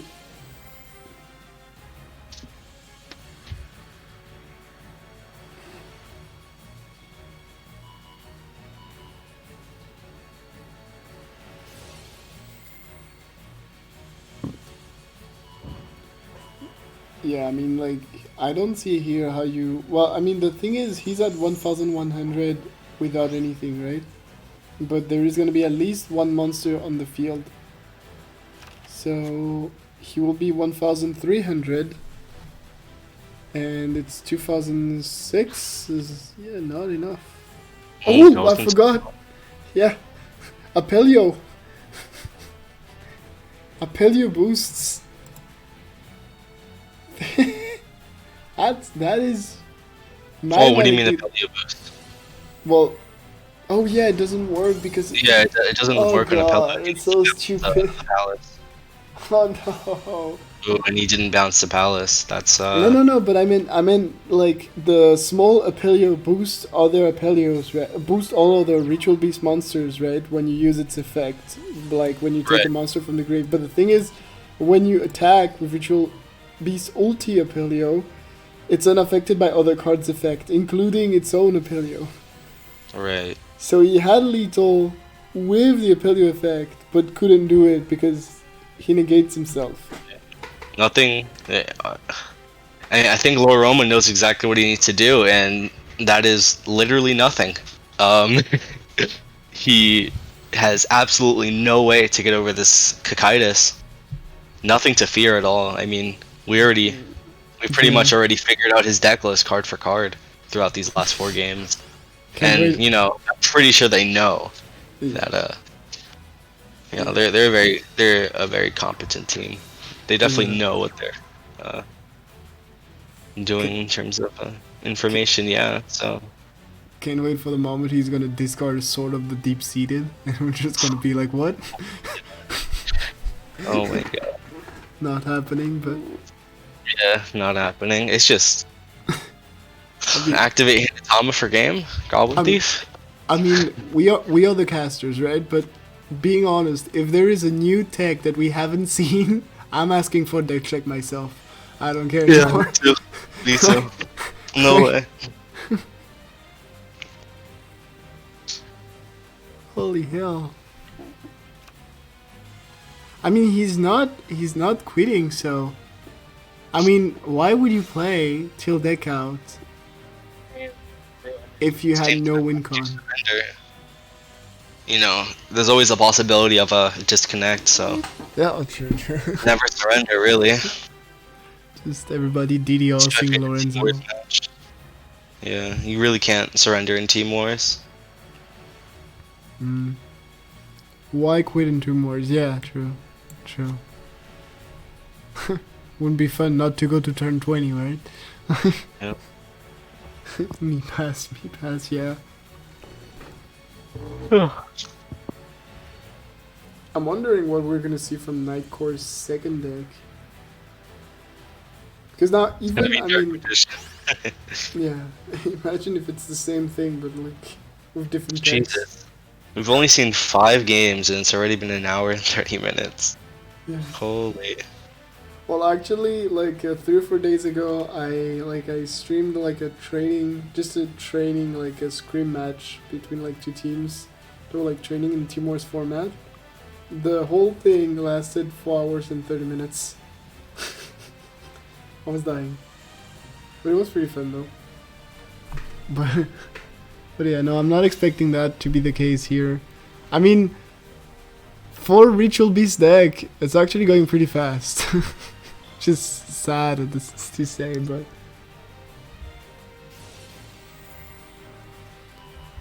Okay, well, he's still going with the loops and everything. He's 1 card left in it. Because, I mean, even if he had something to deal with the Cositas, I mean, how do you actually get rid of the 3 back row?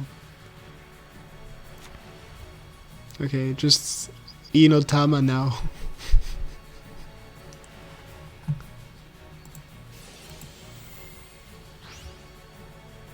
Okay, boosts.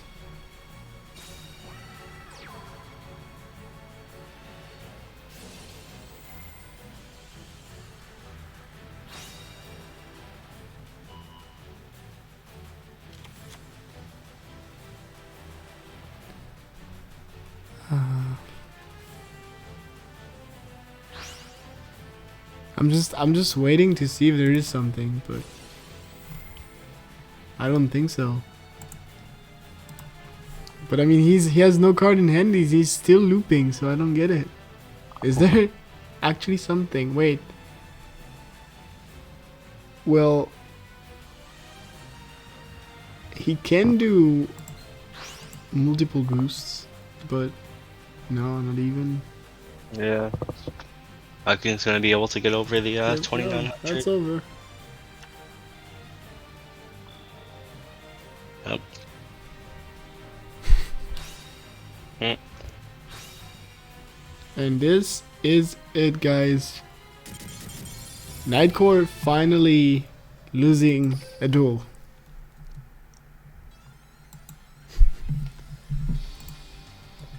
Oh damn, so that starts the count for the Diffusion. 1-4 now. Lorenzo taking the first win for his team and getting rid of this Ritual Beast. Now let's see what's the second deck though. Did he brought something completely different? Like, is it gonna be in some way something that beats the Element Sabers? I wonder.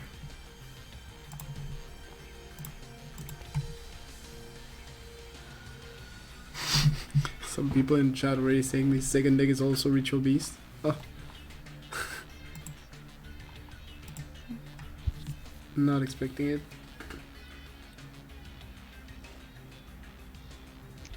But still, it's an awesome start because you got rid of 2 players from the opponent team. You got rid of, like, you know one of the decks for now, so you're... Like, because they were forced to send suboptimal counters against Ritual Beast, decks that they would have wanted to kept against what they actually wanted to counter with.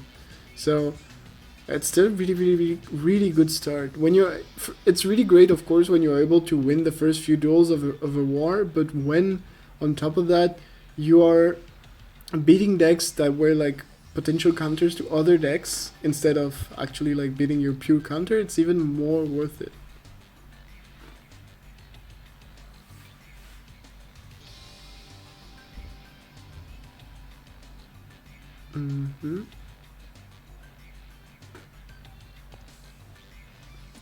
Please don't tell me they shadow gamed. I don't want to see that. Nope. Nope, doesn't look like it.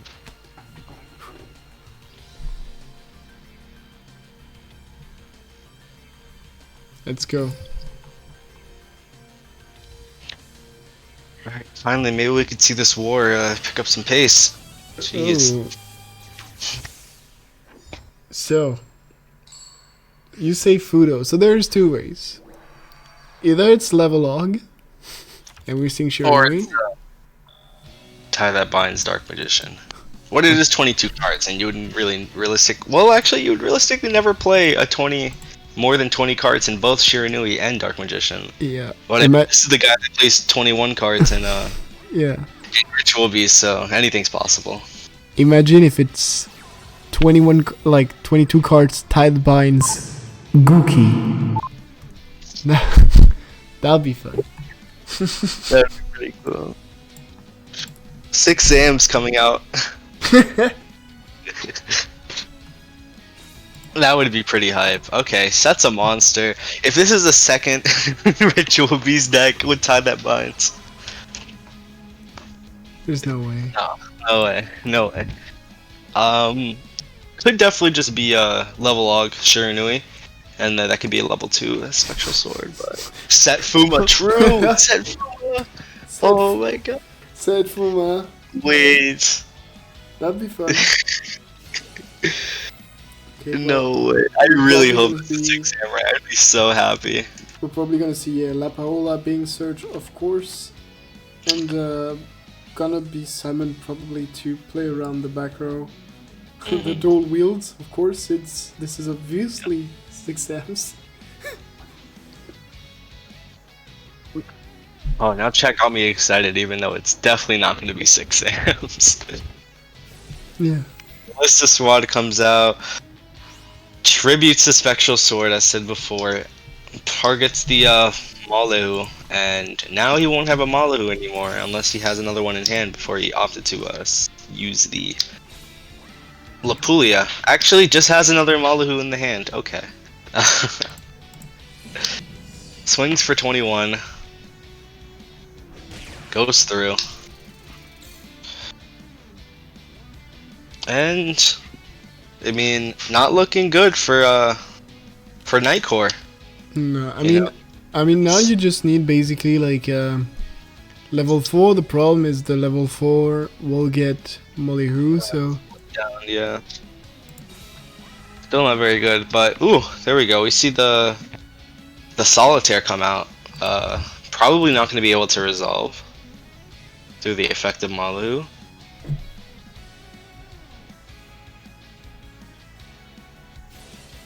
Right, Malahu activates, setting the Solitaire.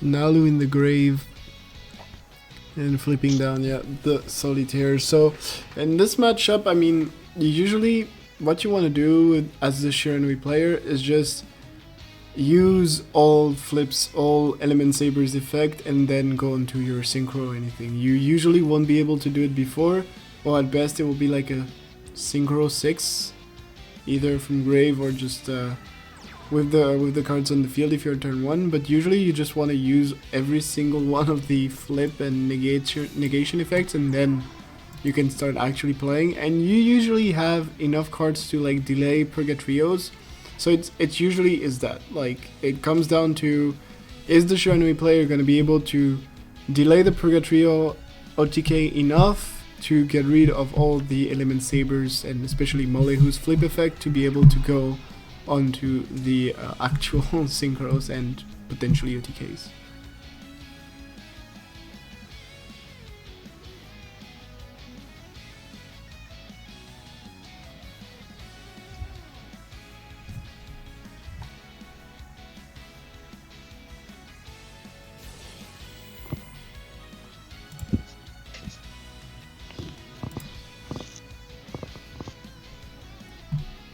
So, Gazuki effect actually went through. Okay. No believe on it because it's always interesting. Spirit Master, not that usual. Yeah. Actually, quite a lot of people have been switching to 1-up Spirit Master.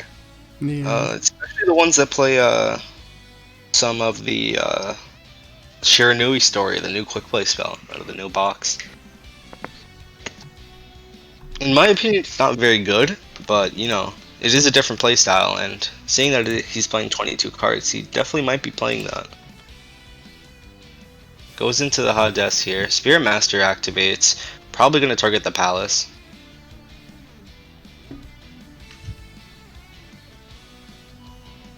Actually targets the Maluhu.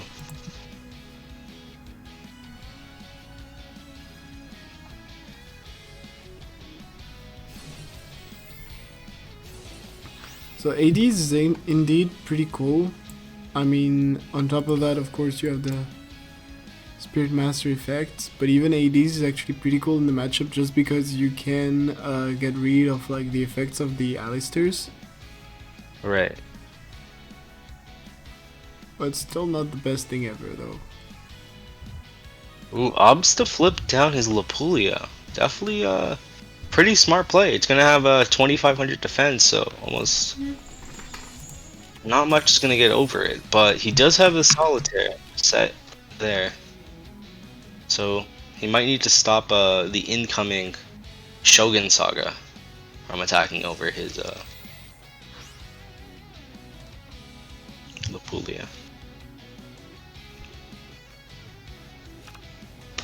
Special summons his second Spectral Sword from his deck. Goes into Shogun Saga. Shogun Saga will activate to banish revived King Hades. Gain 2450 attack. Well, I think he's gonna banish probably the level 4, right?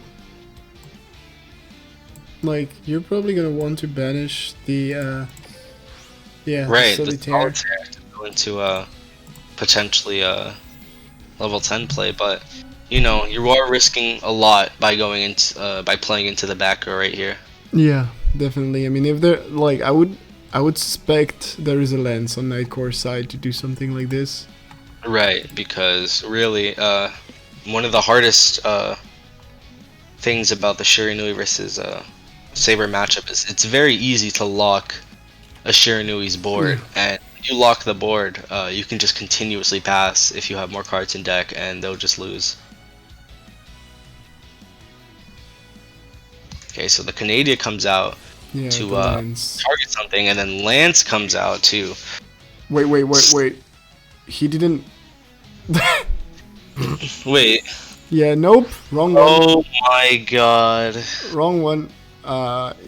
So Nightcore no. fatigued after playing these Ritual Beasts. God. That no. is horrible. I mean, he can synchro 6. But yeah. that's not not really what he wanted. He really needed to go into that. Wow. Wow. That is horrible. He is punching himself right now. You Yeah, could tell. punching the hair, you can't breathe. Like, yeah, oh, that's horrible. I mean, Choo Choo in the chat, still salty. And he really hates Nightcore. Damn, he had an unending nightmare too. It wouldn't even have, like, oh my god. It was He over. had It was over.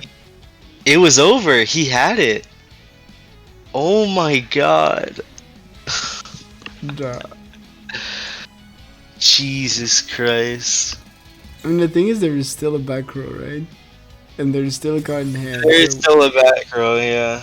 it's So, not over, but definitely the game was over there. Yeah. Yeah. Really bad for Yeah. I mean, again, So- like, misplays happen, right? yeah. Lorenzo taking this opportunity to pop his own palace and his Unending Nightmare to search into Alistair. Does he have a battle phase this turn? I hope for him, because that would be... I don't know. Let's see. Oh, it's going up is horrible. Okay, so let's go to turn 5. Turn 5, he normal summons Lapulia, sets a card, and passes. So yes, he does have a battle phase this turn. Okay. Banishes the Spectral Sword from the graveyard to make Purgatrio. He's gonna need something to stop this Purgatrio. So far, no Lance. Yeah, there So was no far, Lance, there was no Lancia. Yeah, So so now far it's no. down to Karibo. Or... Ooh, just straight into battle phase. Doesn't even get back his invocation. Oof. And the Purgatrio comes out. Well, that's Wow. game then. Yep, that's game. Luckily, he's happy that he could still win this game even through that horrible misplay. But Why didn't he get back the... I don't know. But I mean, it didn't matter anyway. But it didn't you matter, know. right? But still, like, cause... Yeah, I mean, it wouldn't have mattered. It was OTA. Yeah, I guess you know either he wins right here without even needing the Alistair, or he gets stopped and he loses. God damn it. And Kazuki on top of that. Wow. Just in case. And this is it, guys. 1-5. God damn it, 1-5.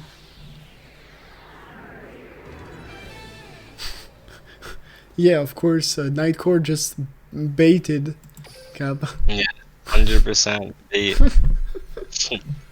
2000 IQ play, we just didn't see it coming. Lorenzo. So that now in the next game, Lorenzo is so fried that he got his win stolen from him. Yeah. Or the possibility of a win. You know, he gave him the thought. He was like, oh my god, I'm gonna win because he misplayed. And then he stopped him and he's like, damn. Now I'm more it's- sad than I probably would be. It's anime level. You're like, you don't know jeez. it, but you're already dead. I wouldn't go that far about he deserves to lose. I mean, he's been playing really, really well this war. I mean, he just had one brain fart. I can't really say that. I'm gonna say he deserves to lose for like not even like a misplay that you would make because you're a bad player. Just because a misplay that you made because you didn't notice or like you were like too tired to realize that he targeted the wrong one. You know. Yep.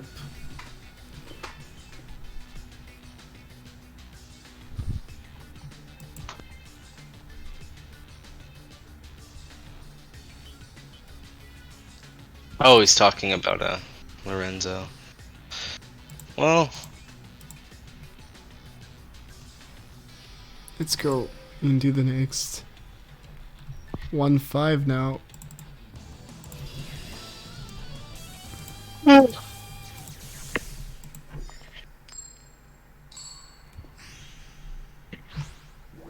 This is still Tomb, probably with Shizu. Yep. Would make sense, I was gonna say, would make sense Wow, to Dark see the... Magician. Yep. Surprisingly, that's an actually interesting combo. I mean, I Like- mean... What is Element Saber's worst matchup? DM. Yeah, so so going into Yeah, a you mirror is really, weird. kind of really don't want to play into a mirror. You can't outplay a mirror. You just have to go first. Nah. Yeah. I don't know. I mean, not even it's go- good here.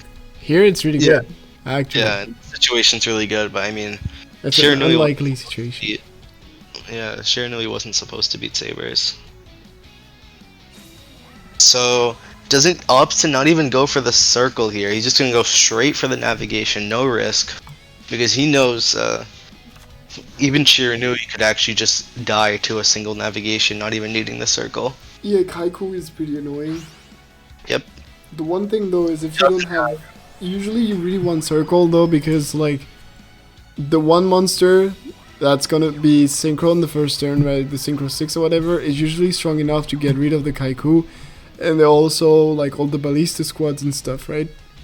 Right. So if you can, circle is of course better, but I think it's well thought not to, greed the navigation like by going through a circle and the whole thing. Right. And then Because- and then breaking and then losing the game. Yeah, because if you don't have any, I mean, there are some matchups where I would feel like it's essential to get the navigation, to get the Right. circle into navigation, and you have to greed it. But I don't think Yeah. Serenity is one. For sure. It doesn't even have the another level 4 in hand to go into Sun Saga, so he's just gonna sit with his level 6 and 3 back row for now. Definitely think he expected to have this play. Wow, Fiendish Chain going on to the Rod. Does he have a CC?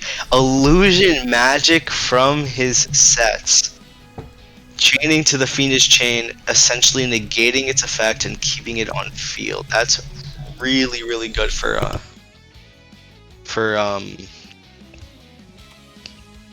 Lorenzo here. Yep. Yeah, he no longer has that Fiendish Chain to use on the Illusion Magic, because what he's going to be doing is searching this Dark Magical Circle and then using Magician of Dark Illusions effects to special summon Dark Magician back and then be able to banish a monster.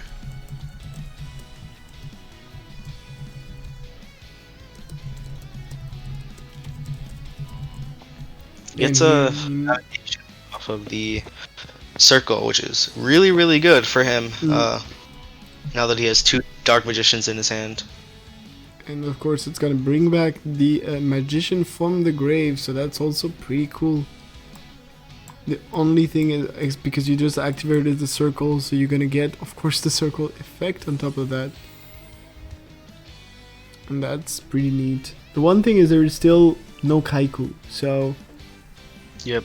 Still has a possibility to go into another synchro from grave, but no solitaire.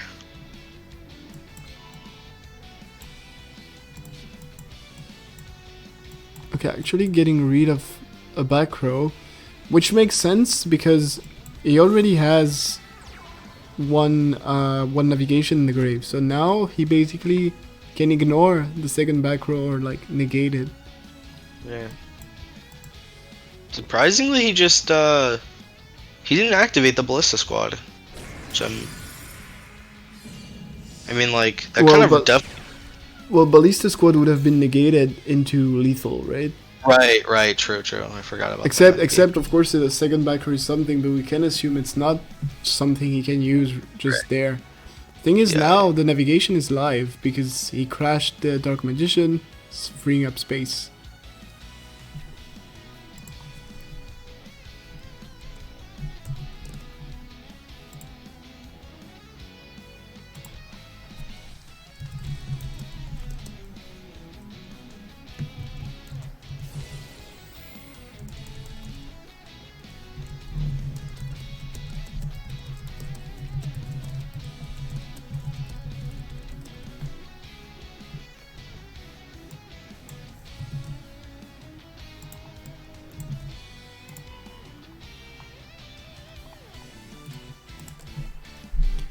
So, what can he do now? I mean, he has the possibility from grave, right? The thing is, if there's a navigation, why wouldn't you Kaiku right away here? I mean, you can chain the Kaiku, right? Chain the Kaiko to the Spectral Sword. I'm pretty. Yeah, you should Yeah, be able to. Yeah, you can. But he's just doing it early, like I mean, he's doing it in response. He didn't do it early. That's what I meant. Banishing the one last remaining back row. So. The Ballista Squad. Yeah, that's annoying because the Ballista Squads are the answer usually to Kaiku, and on top of that, the problem is even if he has Squire in hand, the only thing he can go for is the level 6 that's already in the grave. Except if he has like level augmentation with like a perfect card in hand, but we've seen he does not. On top of that, there are 2 navigations in the grave now.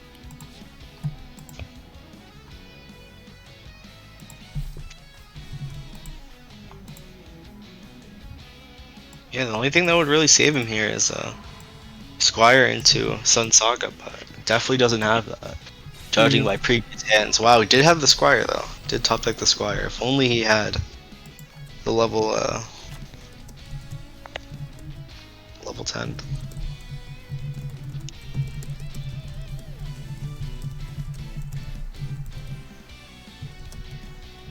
Oh. Opts for that play? I mean, yeah, he can't go into another synchro. I completely forgot. Yeah, there's nothing he can do.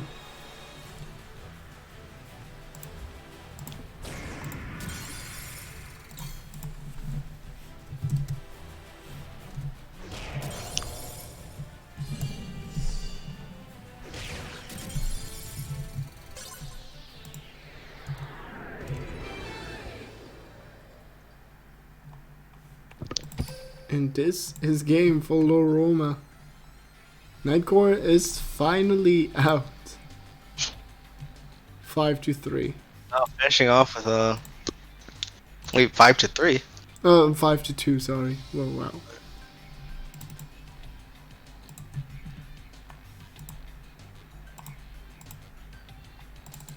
So now we're gonna get to see the second player for the Unforgiven, but they have a really big advantage by now getting to counter pick, and they have still 4 players left, and already 5 decks of their opponent are out.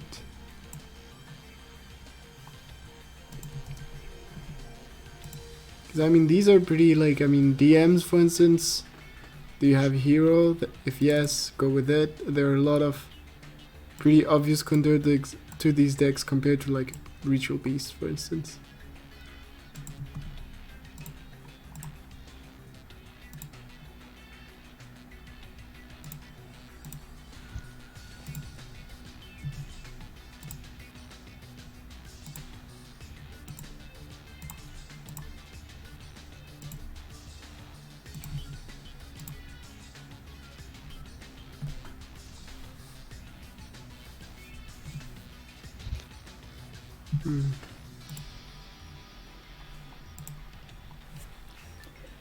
Tough calls here, I guess. But like, I mean, not really a tough call again. Like, you just, if you have heroes, you just go with heroes.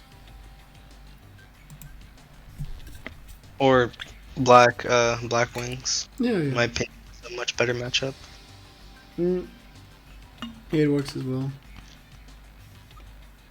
Well, with a lot of people playing Black Rose in their extra deck, the Black Wing versus Dark Magician matchup is like extremely easy if Black Wings go first. Almost guaranteed. Yeah, I've seen some god ends of like Black Wings just going like level 7, normal summon going to level 7 Black Rose into Simoon, and I'm like, oh yeah, sure. Yeah, that's usually what they just do. They just set up the Black Rose for the turn 3 and then OTK using the Black Rose. But yeah, Heroes is pretty decent as well. I mean, yeah, I like Heroes just because like you can usually have a ton of CCs, but in that way Cyber Dragons would also be a great counter. But on top of that, you have the fact that you can dodge the circle effect by just using your mass change or form change or anything. it just feels like you need like a really good hand because of Kaiku stopping your poly is really detrimental. Yep.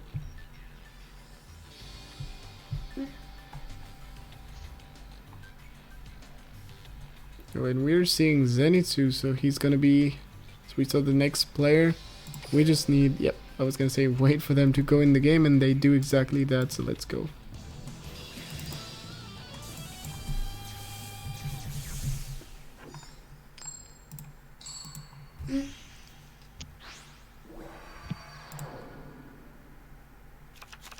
Duel.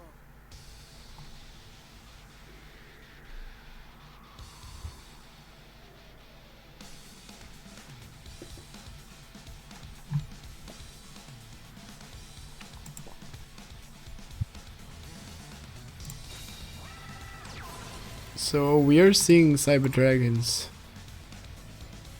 Exactly. You go first. You have core. You set up your overflow. You have cosmic cyclones. You Gucci, They always have core. of course. Why wouldn't they?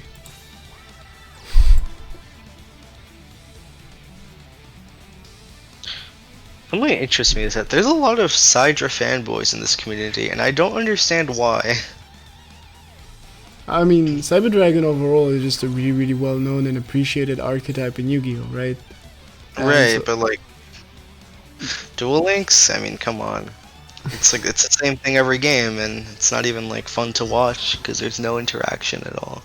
I mean, yeah. Well, I mean, on the other side of the table, we have Dark Magician, so... Right, but I'd even rather watch Dark Magician than Cyber Dragon. No, you're gonna have a lot of hate by saying that. But yeah. Yeah.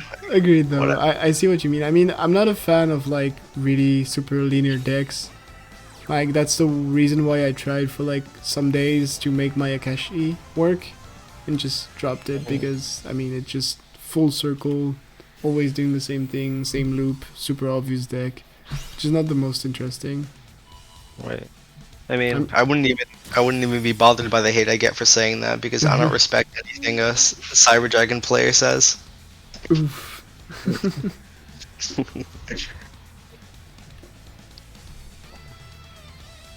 Overflow, destroy double navigation, that hurts. And CC on the circle, okay, well, sure.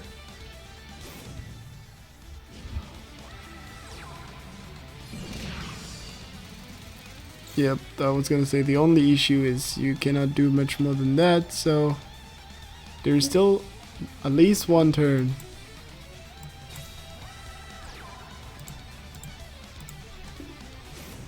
Blue Angel just still tombing, setting a card. Is that the third navigation?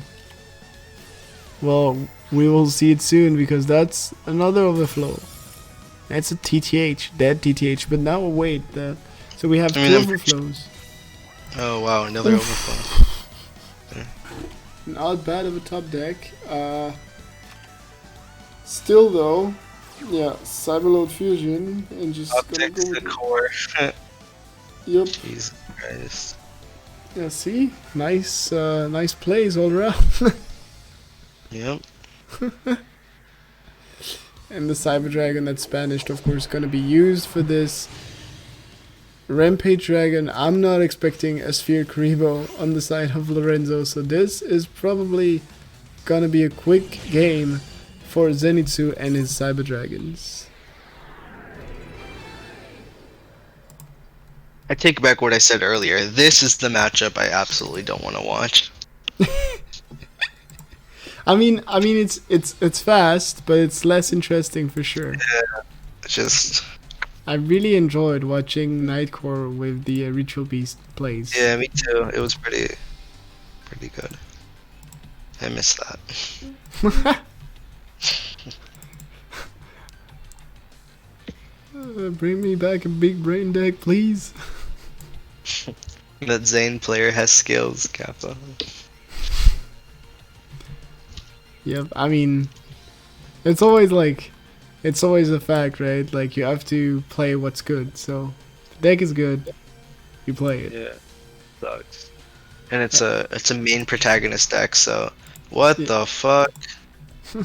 Someone ban that guy. Aankara, go get him. Yeah, well, if I had the mod rights, I'd do it. Don't Where's do the it. mods? Mods, please. Okay. I'm just gonna ignore that. Okay. Yep. Psh.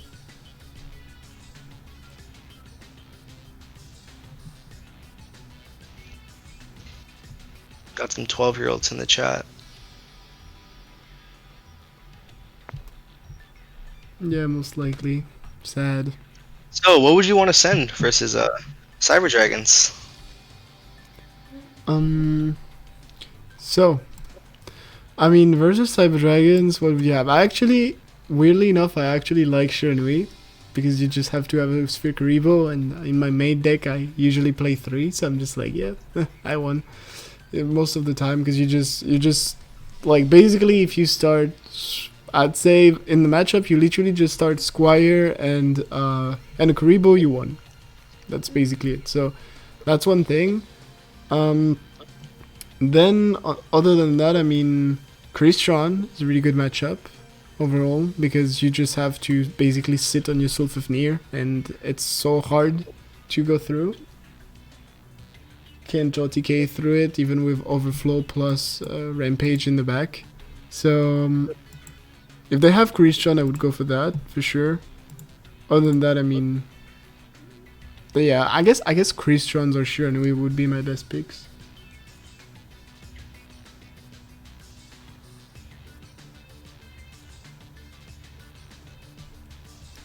Hold on. Just gonna do something that needs to be done.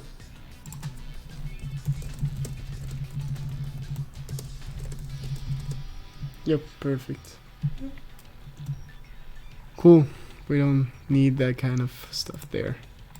Yeah.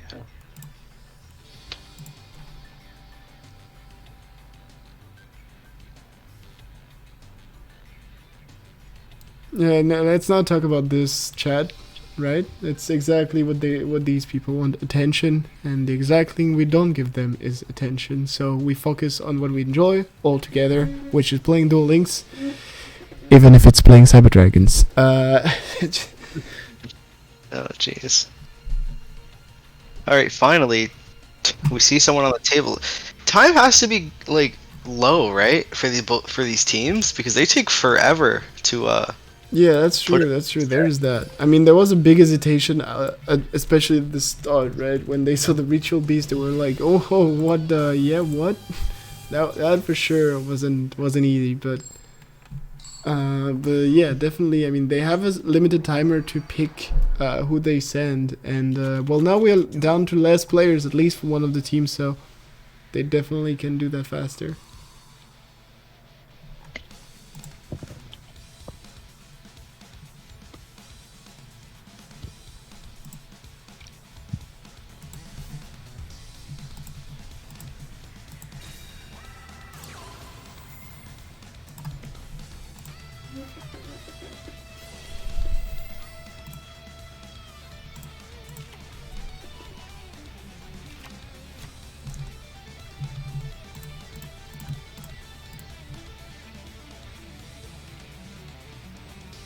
So what do we see? We see an Element Saber.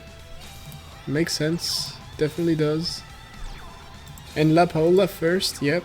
That also completely makes sense in this matchup.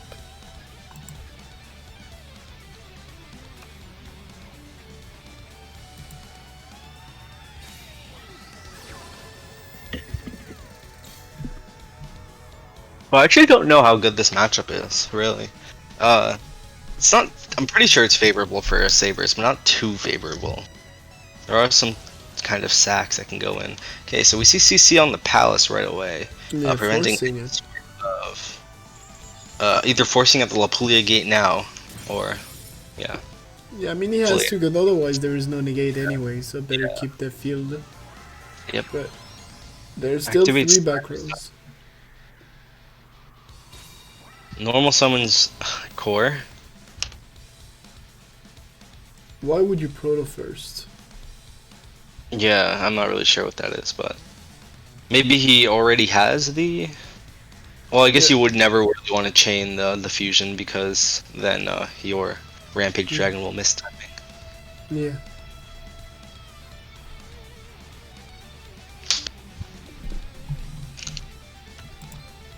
Just go for twin. I mean, YOLO, right?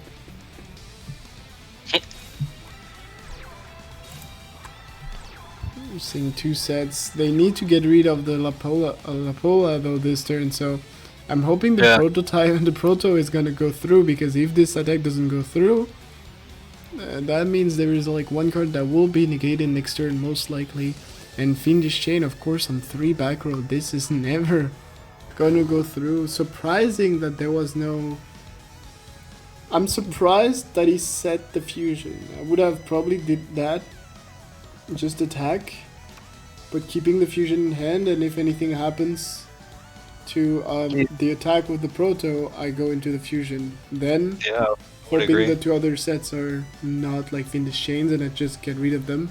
Because here, I Yeah. mean, last turn he searched the Lapola, if I'm correct, right? So there is no battle phase this turn. Yep. So he was completely safe. I mean, on top of that, I mean, can if you go Purgatrio, it's not. Even if you had an attack and if he goes Purgatrio, it's not a fusion that's gonna save you. So Well, I mean, I guess not completely safe. If one of those backers Canadia, it would really stop the that entire play from happening. Because he would just use Canadia on the Proto Cyber, and then it no longer is a Cyber Dragon. yeah, true. I guess it's a slow and probably most I would say that less dangerous play. I'd say most safest play. Goes into Cyberload Fusion first. Does he have 2 fusions or? Hoping. Well, the thing is that the same thing happens here, right? Because if he has 2 fusion, then I mean, if he has 2 fusion, it can go like negate and then Canadia, or you just Canadia, and if you change negate, what? Yep. What? Goes he through. doesn't. He doesn't want. Yeah, he doesn't want to let the overflow go through, which makes sense. The Rampage Dragon now is gonna use its effect. Gonna force Field Spell and a back row, meaning a Floodgate. Yeah, that's the problem. Is you didn't do Lapola, so you don't have anything to stop the destruction of the Field Spell. Would make me think he has an Element Saber in hand. Yeah.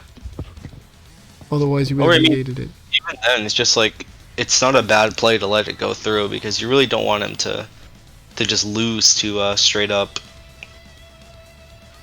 second fusion plus like overflow, and Lapolia by itself completely stops Yeah. Rampage Dragon from attacking pretty much. I actually won him at a weekly because of that. Someone went like so far deep with a Rampage Dragon, and I ended up having a set Lapolia. Yeah. Happens was to me able to- sometimes also, yeah. Yeah, When I play Lapolia Cyber Dragons, I just see a face down, I'm like, well, to Alice. I'm like, well, I'm not going through. I know it, but you know, it's gonna be Lapola, but you have to hope.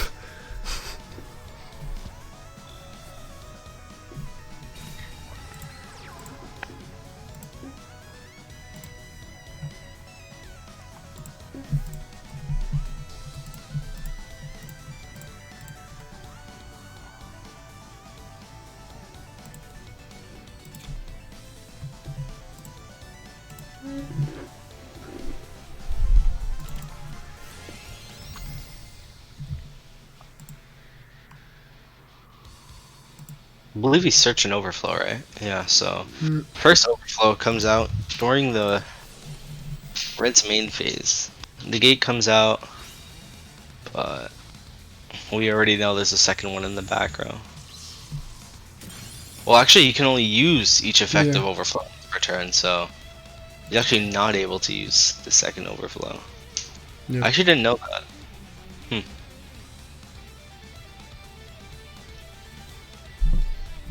Yeah, because as always, Lapola, the effect is, well, wait, negate the activation. So I'm always making mistakes on this because, you know, there is a difference between negating the activation and negating the effect, right? Yep.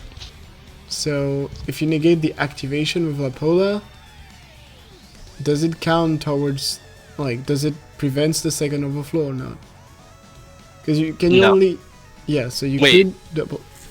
I don't think so. No. Because if a card says you can only use each effect, that means even if the activation gets negated, you cannot use the second one.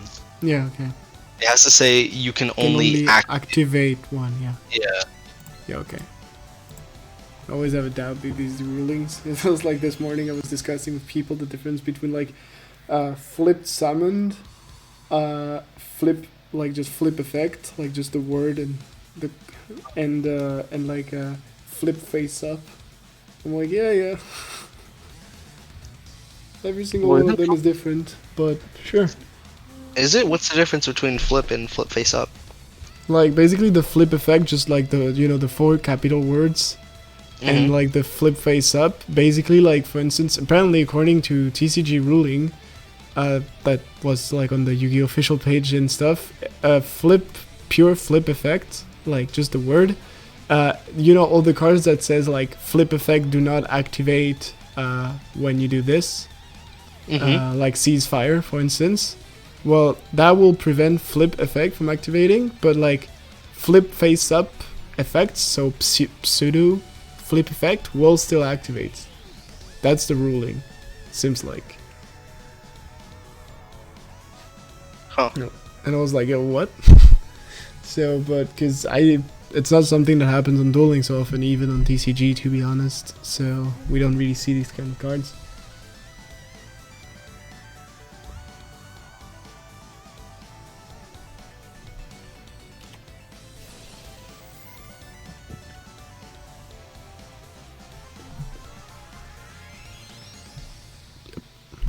So here we are seeing the next overflow. Thing is, Lapola, well, not negating it because can't. Ooh, invocation set. Okay. So he wanted to keep a back row, I guess, for the Cyberload fusion that's coming up and the Rampage that's gonna try to get rid of the last 2 back row.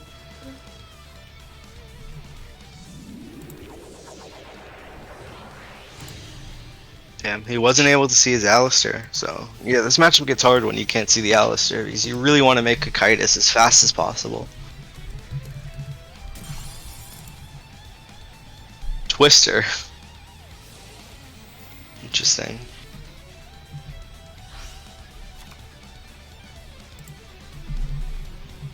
No Sphere Karibo in hand, and well, yeah, no Sphere Karibo in hand. Yep. Wow.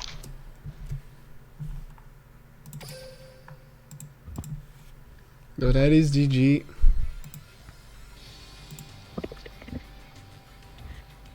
Oh, and there is an instant repeat.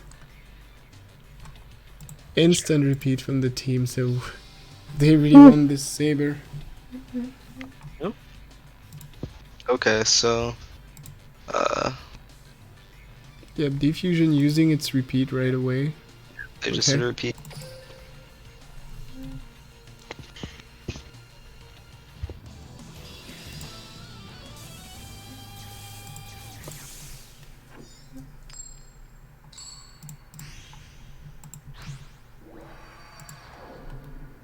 I mean, anyway, they're down to not many decks, right? So makes they have to use their repeats. 2 and 7 for the Unforgiven. Really Yep. coming out on top in this match. It's gonna be real hard for to come back in this one. Yeah, I mean, Sabers is the kind of deck that can streak to some extent, right? Yeah. But still, Especially piloted with like a player with like high caliber like Null. yeah. But it looks like he just has, wow, set 3 pass. That's not ideal at all. Yeah, that's the thing sometimes.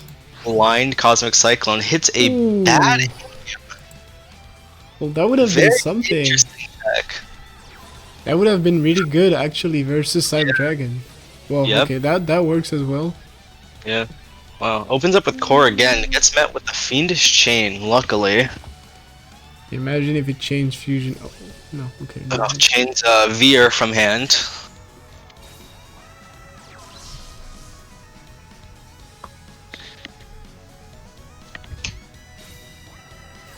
Wait. Oh yeah, because the fear from hand is not Cyber Dragon, so you couldn't chain it. Yep. Rip. Well, I mean, rip. Wow. So Still. Rampage Dragon. Right off the What's the last one? Fiendish Chain, perhaps? Floodgate? Yeah. Bad aim number 2. Oh, that'd suck. Oh, Needle. Oh, yeah, that does not help in this matchup at all. Spice, but oh my god. Yeah, just Oh, really god damn it. Oh, what a starting hand. Unlucky for Naw here. This is Yeah. wow. This is looking like This is looking so good for the Unforgiven right now. They are 2-8. I mean, what a lead they have. Only 2 of their players have played yet. That's pretty crazy. And No is out as well. Now it's down to only Yano. 1 versus 4 basically.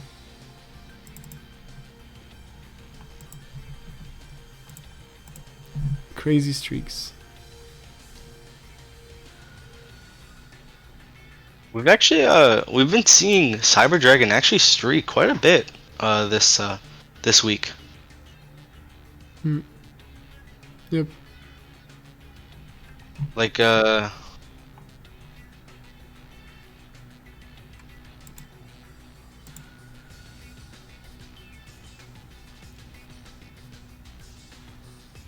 mean, yeah, no. I mean, this kind of decks are the streak heavy decks. Like all these, like Cyber Dragons going first, DM going first, Blackwing Heroes going second. Like they can push through anything with the right hand.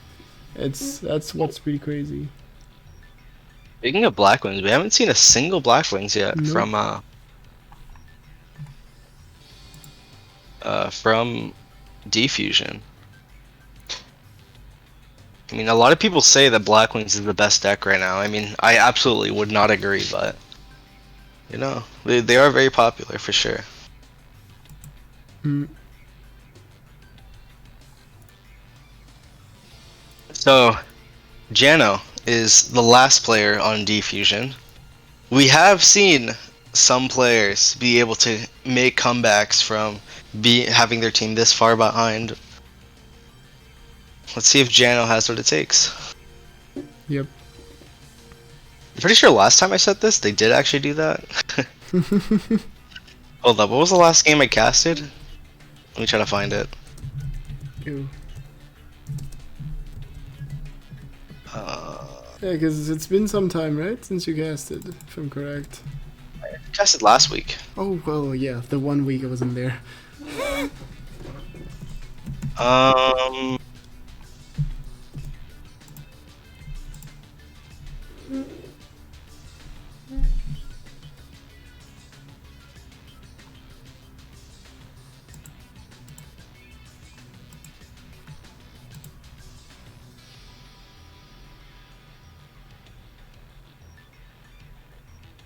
So wait. Apparently there is a discussion that I won't disclose, but it's gonna be a lot of small delay because, I mean, Serenity, you can see it as well, but there is a small delay because of a glitch ruling, like, the glitch thing that happened. Seems like it's exactly what happened here. So remember the glitch rulings, of course, guys. A restart will be issued on sufficient proof that both the game was stuck in a non-playable state and the board state was not overwhelmingly favored by a player. Like, the one thing though is, was there a way to survive? Like, I mean, they're discussing it. So it's always the case. There was a glitch that happened. That's for sure. There's the proof here. And depending on like if there was lethal or not, we'll see. But I'm thinking there was, except like a Sphere Karibo or something. What was the ruling? Wait, what ruling is gonna be Like basically, it will be a restart. Wait, what? Yeah. So there is this, like I was explaining, there is the the new glitch thing where like you cannot play cards and you cannot do anything, and it seems like it happened to Naw at around the end of the turn that we were watching, right? And the moment where he left was actually not him quitting, what we see on the video proof, but him just like bugging because of the glitch. And so the question is, the glitch the glitch restart rule, I'll say replay rule, only works if there was no clear win. Here though, like here though, of Technically, course, it wasn't a clear win because if he does play Spear Karibo and he had a Spear Karibo in hand, he definitely could have won that game. Wow. yeah, we don't have access to the decks obviously. I'm so we don't surprised know. though. I'm very surprised that this is actually a restart.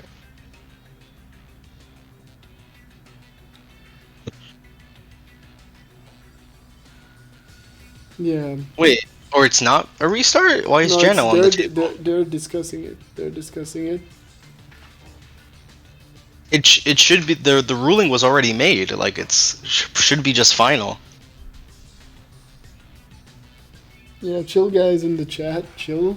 Calm down. They're just discussing the ruling because like the ruling is in multiple steps, right? The first step is there glitch? Yes. Second step is was there clear lethal? Yes or no? And then they just have to check basically the situations.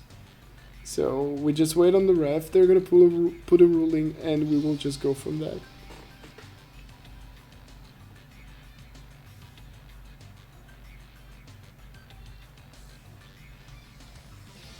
Well, the glitch is not only before the duel. I mean, trust me, I saw the. I can't disclose the proof, but trust me, there is a pretty clear proof that No couldn't really play on the second part of that turn.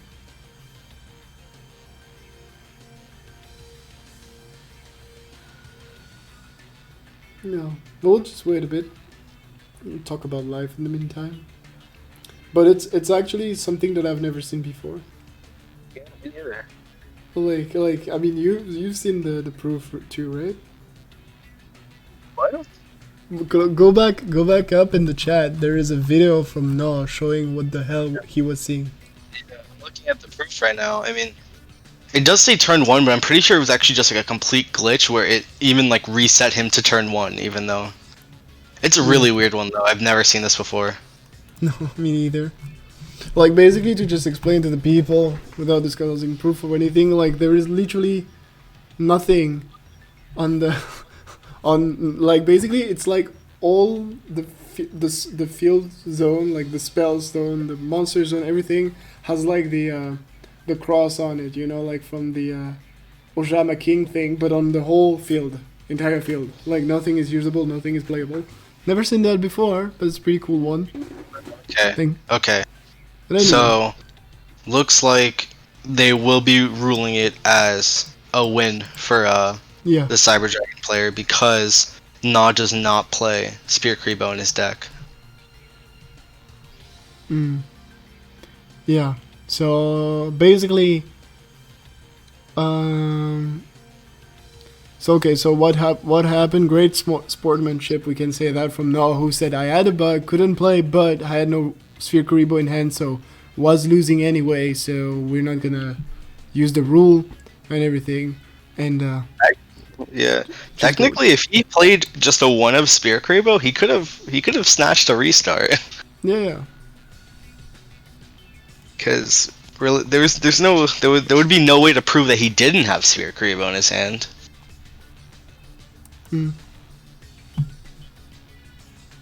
That's a pretty crazy glitch, though. Yeah, it's the kind of challenges the rules put in place in Team Wars with like DCing and stuff, where like that was almost a restart, even though like Yeah. it would be very unfair if it was a restart. Yeah, agreed. Oh, and here we go, right? But like, look at what Andy said. One time I was testing versus Grucius, didn't load into the game, but the AI played my hand for me. What the what? Yeah, that's happened before for me as well. The AI has played my hand before. That's a real thing. I mean, if it was Arrow Mage, I don't want to see what he did. Yeah, the AI is horrible at Arrow Mage.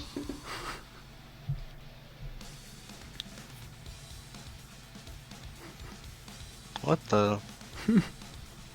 Andy, banishment at desire, said Uko pass. Nice.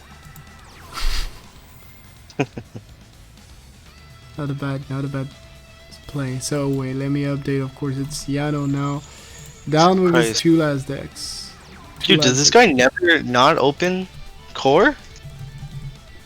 Well, what? Wait, the seal Geno just passed. Yeah. No, that's turn 2. Oh my god, dude, what is happening to Defusion? Sometimes it's definitely not your day. We can hope for Sphere Karibo as always, but I heavily doubt that. Is it just This gonna is- be like this? This is just disgusting. In 3 sets? Wow. Oh my god. Oh my god. So, I want a screenshot of that hand after the match, Yano, just so you know. God damn. Yeah, this is disgusting. This is horrible. Yeah. Damn. I mean, I feel bad for them because, you know, being fair, like, the first part of the match is completely fine. Like, you know, it's Ritual Beast, amazing plays from Nightcore, really nice idea to lead with the Ritual Beast.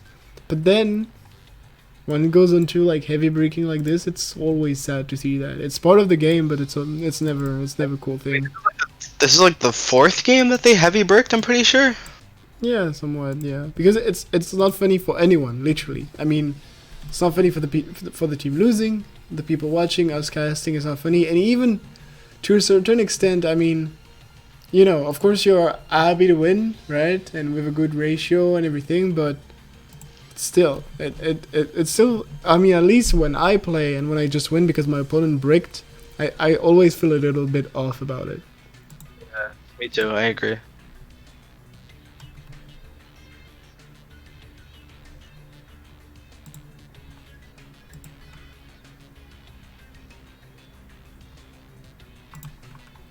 It didn't seem like he even repeated. Just went with another deck.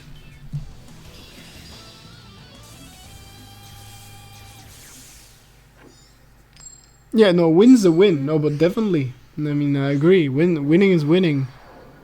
But it's always, I mean, at least some people, I know, it feels off to win. Like, oh, core, okay. Not bad.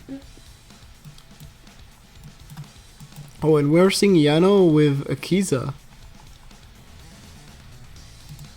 What's that gonna be? I would assume Shiranui.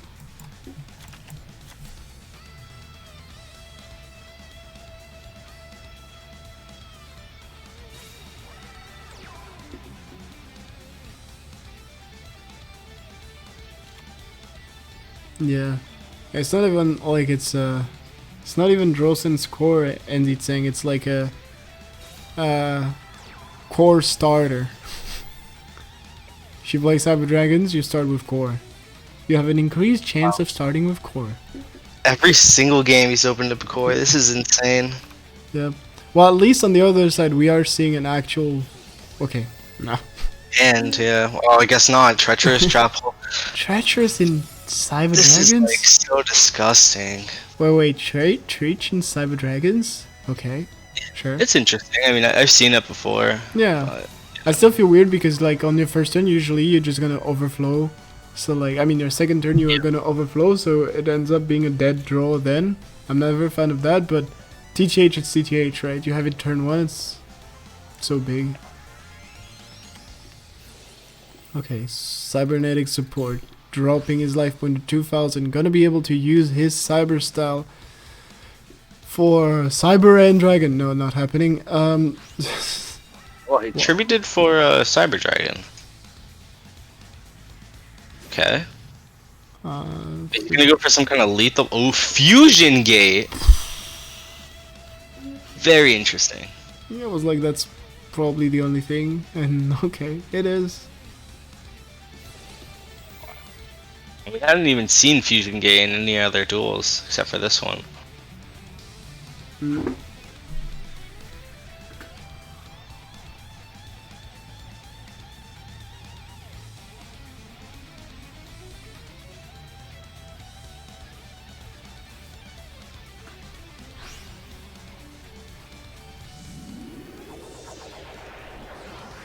It's a Rampage Dragon. Yep. Popping back rows. Is he gonna go through?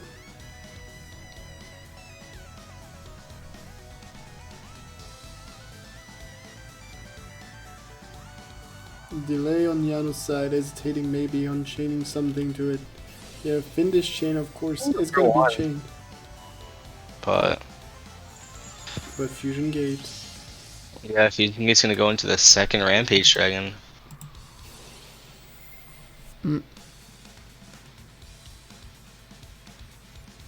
Yeah, because there is still cybernetic fusion support, right? So Rampage Dragon number 2. Does he have anything to stop it? second Findish. Wow. Oh, Lancia! Oh my god, a set Lancia. Okay, that is so smart from Yano though. This is really, Well, I really mean- nice. Oh my god. Wow. So disgusting. I mean, I agree that in the matchup it makes sense, because what would you do with it? So just set it and hope they destroy it. It makes sense. Well, yeah.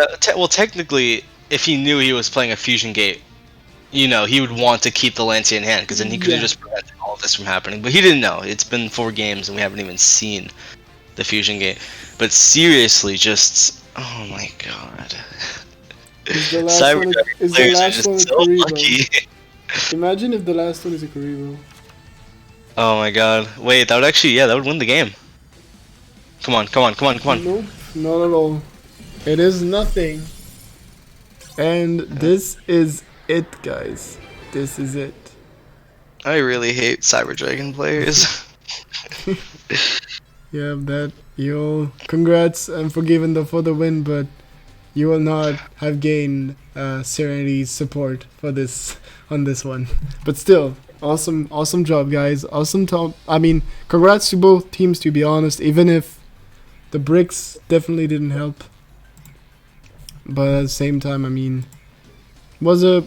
like I said, I feel like the first part of the match was really good, right? Ritual Beasts really popping off. Really great plays on both teams, and then I mean, I guess Cyber Dragons did their things, helped a lot by the bricks from their opponent.